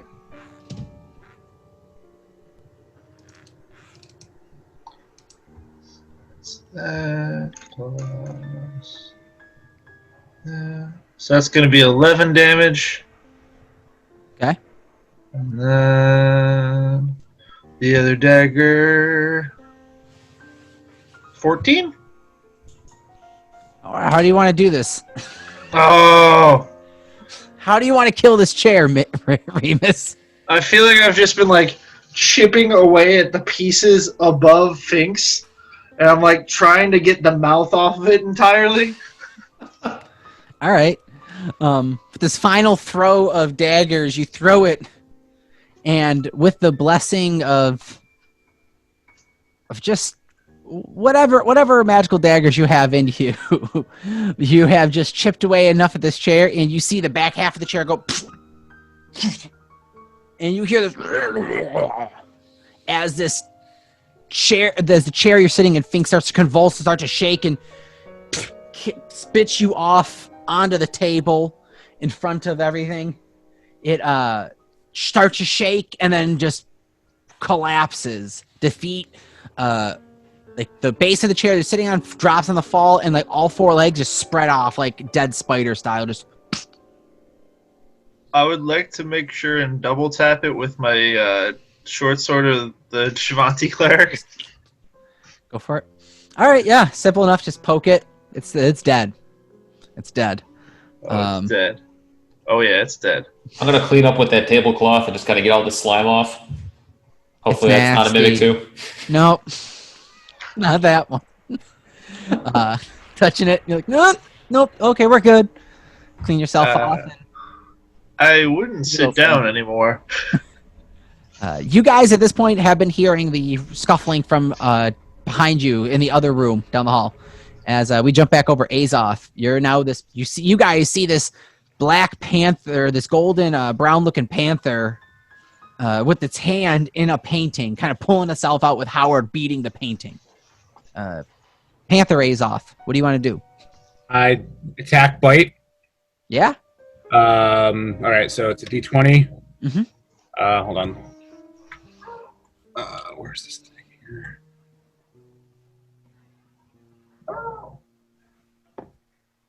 Roll it. We've got a 9, and then it says +4 to hit. 9, so 9 plus 4 is 13. That hits. Yeah. And it also says hit 5, 1d6 plus 2 piercing damage. So this would be... So on a bite, it means you'd have a +4, so you'd roll a 1d6 plus 2. The hit 5 is just a basic average for like if a dungeon master is running it. So you'd be 1d6, you'd roll +2 for piercing. All right, then that we've got a 3. A 3? Yeah. All right, so it does 3 damage to that, and then you can also make a claw attack. Because it's a... oh, no, wait. It's not multi-attack, is it? No, it's not multi-attack. So just actually one attack. So you did the bite then. Mm-hmm. All right. So 3 damage. All right. While I'm doing that, can I still attempt to get my... Yeah. You can try and pull yourself out. What am I rolling for that again? Strength. 1 or 2 times. With disadvantage. So twice take the lower.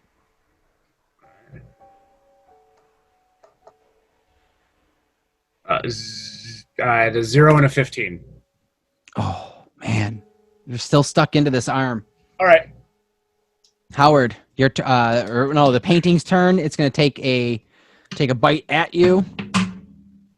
That's not high enough. Roll the 3. Okay. So no bite, no munching on the arm this turn. Howard, what do you want to do, man? Drop it, and I'm gonna hit it again. Go for an attack roll. As you're whacking it too, we'll say Remus and Fink bust in from the back. Be like, yo, and see this happening. 14 to hit. That hits. Awesome. And 12 points of damage. Oh, nice. Bam! Smacking it. It looked like it's starting to get hurt. Are we aware that Azoth can wild shape?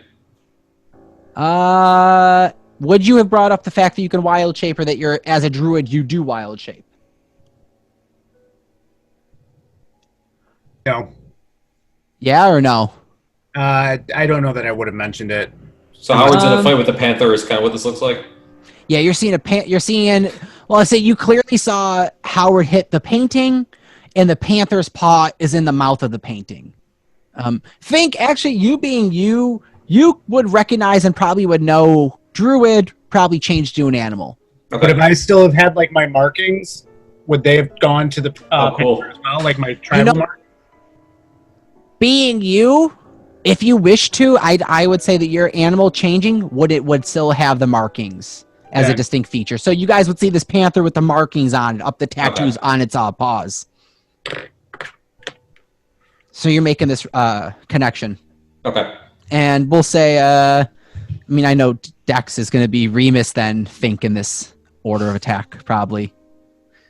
Remus, you see a panther, a golden-looking panther with tattooed markings being mauled by a painting as Howard's beating the painting. I will throw daggers at the painting. All right. Make an attack roll. This is a clustered bunch, too. 21. 21 precision daggers. That would have hurt one of you guys, too. Roll with damage, man.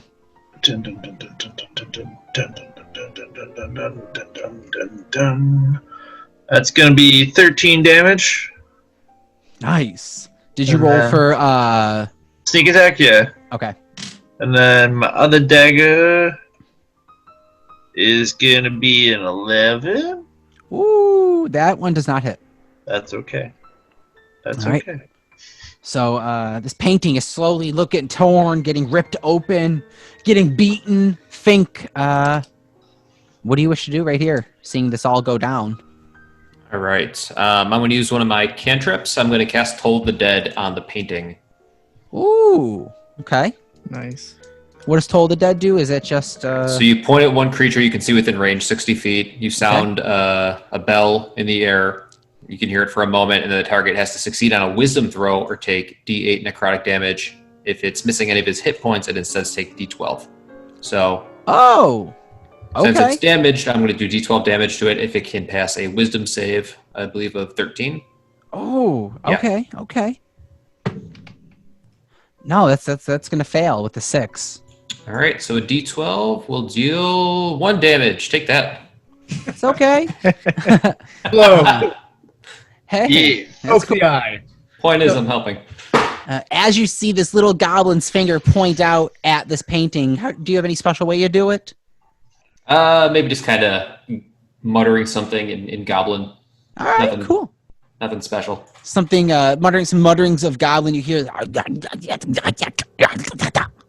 know how to speak Goblin. And you see, That's close enough. you see, My mother was a saint.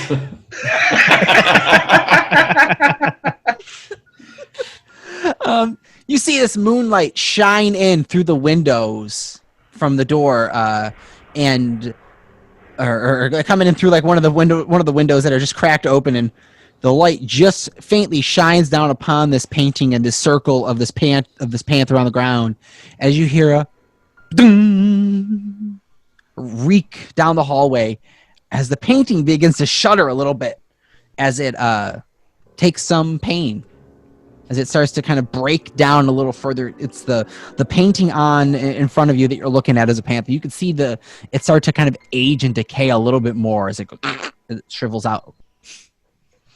Top of the round is Azoth. All right, I go for another bite attack. All right, go for it. Go in. 20 again. Got it. That roll. That hits.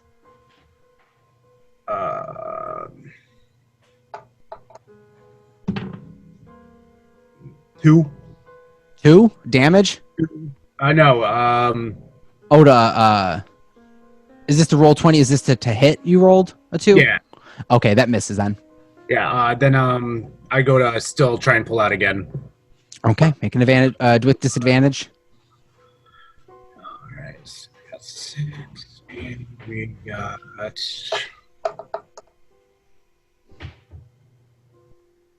3. 3. Man, this painting is large and it is just sticky and tacky, and it's got your paw really in there, nice and deep, nice and sticky and slimy. All not free yet. It's gonna go take a bite at you. This is a 10 plus 5.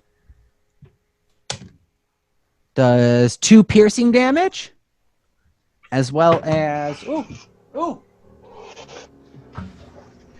that cocked dice roll is not brought to you by Chessex Dice, but we would love to. By the way, guys, if you have or haven't yet, I'm going to cheap plug these lab dice by Chessex. They are beautiful. They're the heavy orange turquoise dice. I love them so much. As I said, guys, orange and turquoise. These are beautiful. They're actually a little denser, kind of like almost as if you have metal dice. They definitely feel nicer. And as I said, this damage roll is not brought to you by Chessex Dice, but it does come out to be a 6 acid damage on your paw as well. So what was the total?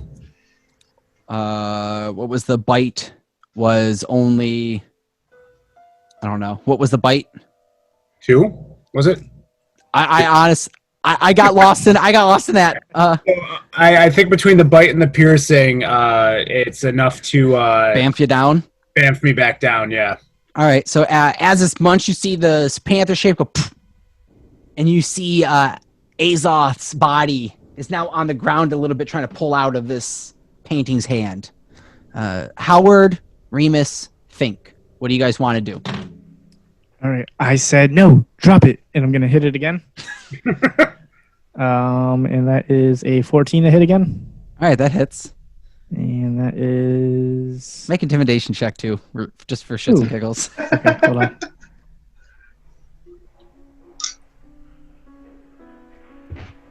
Intimidation.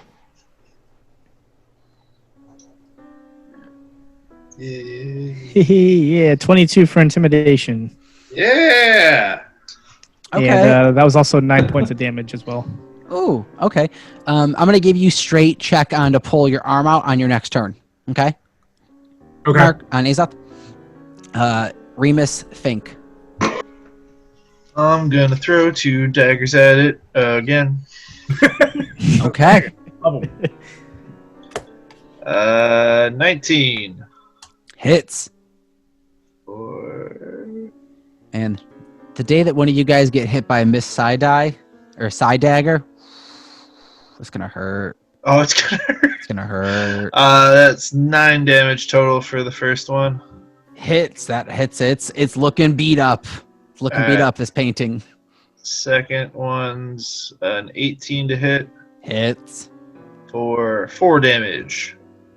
Doing damage on this thing. Alright. Yup. Fink. All right, I'm going to continue to toll the dead. Okay. I guess this time maybe the second bell will be a little bit louder than the first, and we'll just let it kind of ramp up until hopefully it's dead. All right. Is it a continued spell, or do I have to make No. a save again? I'm just doing it again, so new save. Okay. That's a natural 1. All right, roll that d12. Nice. 5 damage. Ooh. You guys hear now the moon. The light intensity coming from the window shines brighter on the painting as a ding, ding, as the painting from the intimidation and the shouting at it, and from the feeling of being beaten, it is given up on this. It acknowledges a losing fight and loosens hold on your arm and begins to inch its way backwards as nicely as a painting could slowly try and slide and shift itself off. I don't know if you guys ever seen a painting try to move away. All the time. Yeah. All right, it lets go of your arm, Azoth, and you guys see this painting shift, like it's trying to move out of your way. I mean, I don't know what you guys wish to do.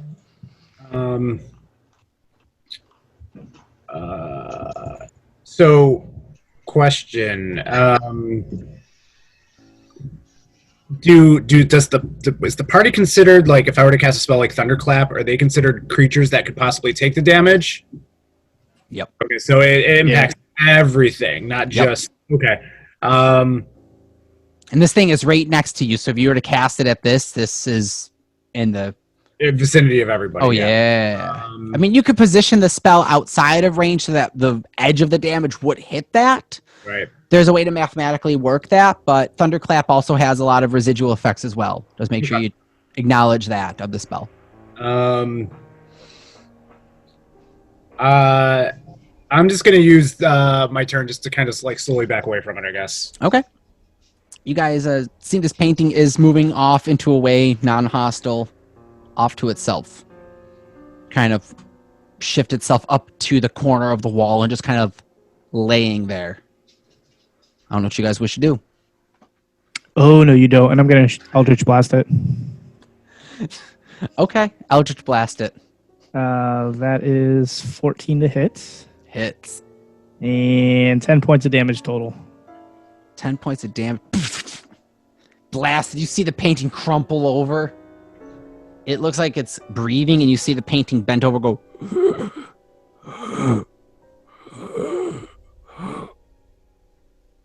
It's not dead yet, but it's looking hurt, guys.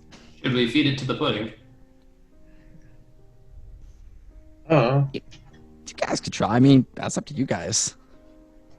Let him bail it out. I'll walk over to it with my quarterstaff. Okay, you walk over there with your quarterstaff. I will try to use the quarterstaff to lift it up. So Okay. I'm not actually like touching it or grabbing it. Okay. And I will follow Fink's guidance and I will walk it to the door. Can one of you grab this for me? Do you mind? Yeah, I'll get the door. Cool. And I'm going to fling it out the door next to the stairwell where the little black ooze creature might grab it. All right, how long do you wait to watch this? Are you just doing it and then closing the door? No, I'm going to watch just to make sure it grabs it. All right. It's about 5 minutes or so of just watching.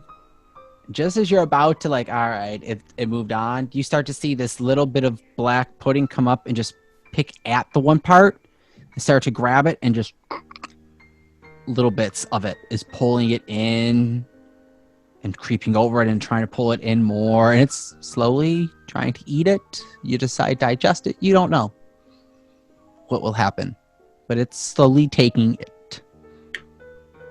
All right, well, I consider that taken care of, and I will go back inside and close the door behind us. So, guys, this is a cool manor and everything, but is it really worth the 1 gold for an inn? I mean, I don't know what else is around here. I mean, I think we cleared I'll out just sleep the. outside. Okay. We know this room's safe. Well, yeah, that is true, but I don't know what else might be lurking. I just started upstairs before I came down to rescue, so... I mean, if we sleep in shifts, we'll be fine. Yeah, can we camp out in the foyer? Yeah, I mean, you guys camp out in the foyer if you want. Yeah, we could do that. Yeah. I still kind of want to explore upstairs and make sure everything's cleared out, too. Okay. If that's all right with you guys. Yeah, I would rather I'd feel more comfortable clearing everything out. That's First. fair. All right. I want to meditate again to do that short rest to heal up because I'm pretty beat up. So Okay. I'll just kind of, if they want to explore, if they're cool with that, I'm more than happy just to sit and watch the door and focus and kind of still be alert. Okay. I'll post guard while still resting. Got it. And we're going to just make this call. So the way that the 4 rest works is that, it's a little bit up for a debate. So the idea is that you would still take an 8-hour long rest, I guess the way it's ruled. But Okay. for half of that 8-hour long rest is meditation. The other half is downtime. The fact that you're an elf is that it doesn't take 8 hours of sleeping. Right. You still have to essentially sleep and decompress a little bit during this, but it's only half of it is devoted to this meditation, trance, sleeping. Got The it. other 4 hours is downtime, laid back stuff. Okay. And we're just gonna have that go through, or else half elves across the whole game. If you guys want to make it 4-hour long rest for you, we can do that. But then across the board, all elves in this world, we can have them be as 4-hour long rest. But when it comes into enemies, it may make or break a difference for you guys as well. Yeah, that's fine. So, I mean, I'm completely cool. I didn't even consider that as a possibility, but I like that idea that, elves are just being elves and having this elder presence. Yeah. As a race, they only take 4 hours to take naps, and the other 4 hours is just kind of downtime, just chilling, doing what they're doing. They don't need to full on be out of commission for a 8-hour portion. Okay. So you want to begin to do your 4-hour decompress here? Well, we're going to be here overnight, so let's do the kind of like start the long rest, I suppose. Okay. All right. You begin the long rest. Remus, Fink, and Howard. Because I'm sorry, it's I can get 2 hours of essentially standing watch to count towards that, so I can still, yeah, you can take up on that. I'm cool with that. Fink, Azoth, or I'm sorry, so Fink, Howard, and Remus, you guys are going upstairs? Sure. Or I'm sorry, I don't know. So where's everyone else going? I thought Howard, you wanted to go upstairs, right? Yeah, I'm we going should probably upstairs. stick together at this point. Yes. I think we learned our lesson. I would think so. All right, going upstairs. You guys begin up it. It's like wait. I want to leave the pet mouse behind with Azoth. Okay. You leave. Just so he's not by himself. Yeah. His name's Lucky. Cool. I like animals. Cool. I figured they'd get along. Yeah. You guys begin up the staircase. It's winding a little bit where it goes up for about 10 steps and curves around and curves up almost like a little up to the left, up a little bit straight, and then cuts right and opens into this long hallway going left and right down the running of the house. This hallway has a balcony that overlooks into this grand room that where you walk into the foyer, that hallway that goes straight opens into. This oversees that. And you can see now there is a fireplace with books up and down the front. You see a couch, a lounge, almost like a private little cocktail dining area to the left below. In this hallway that you guys are up at, you see left and right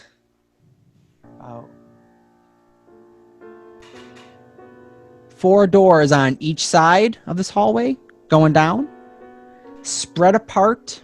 So 4 doors on each side, left and right. Be 1, 2, and then spread out 1, 2. And the doors are about 50 feet apart. So they each opened into giant rooms, or the rooms that are 50 feet apart spaced. And who knows what that space is included in. Which way do you guys turn or go? I want to take a quick look around and just look for any more like family crests or heraldry or anything that might identify who this manor belongs to. More specifically, looking for that cult tattoo. A cult tattoo? Anything maybe derivative of that. Okay. Make an investigation check. While he's doing that, is there a painting around? Natural 1, 0. So Make an investigation check now. Taking your time to look for it.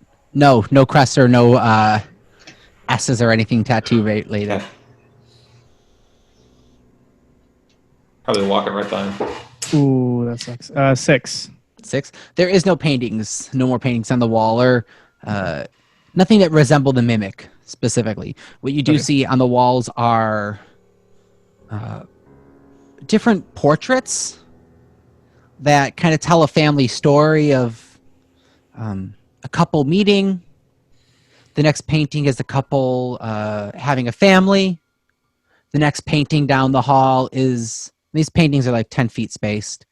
The next painting after the couple having a family is there's a painting of a couple having a wedding, and in the wedding it looks like the groom's side is done up with all adventurers, where the wife's side or the female side is done up a beautiful dress, and 3 women that follow them that are all done up in dresses of flowers.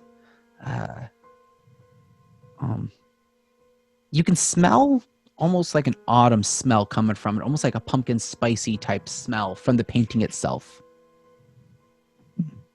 Interesting. I don't trust it. I'm gonna Eldritch Blast it. Painting flying off the wall. At that, you hear a... You disturb my family story. And that we're going to pick up next week. I'm very intrigued. Yeah, I am You're too, like- actually. You just like, yeah, we're gonna pick up there, guys, with this booming voice echoing the whole house, erupting. Yeah, you defamed, you destroyed or dare attack its family story, lineage. You pissed something off, basically, is what we're saying, guys. How dare we? I mean, I know, no, right? warlocks, true bread and butter, true is Eldritch Blast. But I mean, Yeah. I thought you were gonna say pissing people off. Oh yeah, that too. I was like, all right. no, I mean, you guys aren't always pissing people off, not on purpose. But I mean, like, no, Not their fault. I mean, How did I know like this whole wedding party was going to come to life and start attacking us? So just making sure. I'm not saying the wedding party's coming to life attacking you, but something's mad now. And And it smells like autumn. It smells like pumpkin spice. It's too basic. I don't trust it. all the Starbuckers are gonna come out of the woodworks for you now. But anyway, guys, we'll pick up there next week. Thank you so much. I was your Dungeon Master, Anthony. This campaign is brought to you on the network at bicbp-radio.com. Please head on over there. Check out all the other great podcasts and podcasters that do have shows and run their content. It's amazing. We have so much. We actually are very prideful in saying that we have podcasts for everyone. And we're slowly getting to the point to say content for everyone, especially with this stream. But thank you so much for however you are watching this, whether it be the Facebook page or the network links, or even through the YouTube, which if you haven't yet, below, hit subscribe, follow, check out those links. Show the support. It really helps us. It really matters, especially in analytics. And I didn't understand it until I was running and doing this kind of stuff, that maybe I should start liking and following the other pages and other YouTubers that I do enjoy watching. So please help us out on the stream. Show us that you care. Comment below. Let us know what you're liking so much. Who is your favorite player? And let us know what kind of NPCs would you be interested in seeing. What kind of NPCs do you want me to throw at these parties to see what they're going to do with them, with these party members? I'd be curious to see how they'd react with some of your guys' ideas. But thank you so much for tuning in. That's enough of me. Follow us on Instagram, Facebook, podcasters_tabletop gaming. I'm gonna give it off to the players to sound off and let you know where to find their content at. Remus, you're next to me in the Zoom chat right now, so let them know where to find you. You're first this time. You did it. Oh, hold on. I have to look this up. My name's Ricky Coates. I played Remus, a very indifferent tiefling rogue, on Podcasters. You can follow me on any social media at Rick_Coates. You can follow Remus on Twitter at PodcastersRemus. I was tweeting during this. You were. Oh, that's great. So that'll be fun. Oh, I God. really want to know in the comments what we do that pisses people off. I think that would be great for everyone. Like, I'm sure I do something weird that's like quirky, but no one enjoys. Anyways, that's it for me. Take it, somebody. Right below you is Fink in my screen. Take All right, so I don't really have a lot to promote, and I've been thinking about that, so I'm going to get something to promote. All right. I decided I'm going to start a painting blog on Instagram. I don't have a name for it just yet, so just keep an eye out for that in the future. In the meantime, you can follow me at tbarafato on Instagram, and probably other things. So There look you out go. for there. Look out Like for that. minis Awesome. and stuff? Yeah, Warhammer, just minis. I got a 3D printer, so just Sick. fun That's stuff like that. So Ooh, look out for that. we're gonna talk. Howard, you're below me. Let them know where to find you at. All right, so you can find me on Instagram and Facebook, Ratfink Arts, RATPHINC Arts. I like to doodle, so check it out there. You can also find me here playing everyone's favorite warlock, Eldritch Blaster. So yeah. Yeah, man. As well as I'm going to be discussing this with Danny when we are done recording tonight. We do also do a regular. We're going to be starting up a weekly regular D&D actual discussion chat called Roll Yes. for Wisdom Roll under for the Wisdom. podcaster banner. So, and to finally wrap this up, Azoth, let us know where to find you at. Hey, you can Or follow me on Instagram at the.mark. Mark.716, and you can follow Azoth on Twitter as well, at Azoth Forestwind, all one word. As well as I have forgotten to say in the past, but I'm gonna let everyone know now, our incredible kick logo at the network, this beautiful red and black N, or is it red and white? I'm always seeing with the black too, right, with the white lines. It's your logo. I'm going. It's got the black lines. It's sick. Red and white N stylized. Was designed by him, and it's basically it is the network stamp, like almost like the Netflix N. Yes. Yeah. See, depends on which Beautiful. one you have. I got it this way. So it's Also, the black Mark and red. inspired me to make a Twitter for my character too. So shout outs to Mark for that. Thank you. Yeah, guys. But look at that beautiful logo. Hit him up if you're looking for some art commissions. Get at him. If you're looking for a wicked looking design, get at him and get in his commission list. But till then, guys, keep rolling. Yeah. It's look at those. it's a friendship. There we go.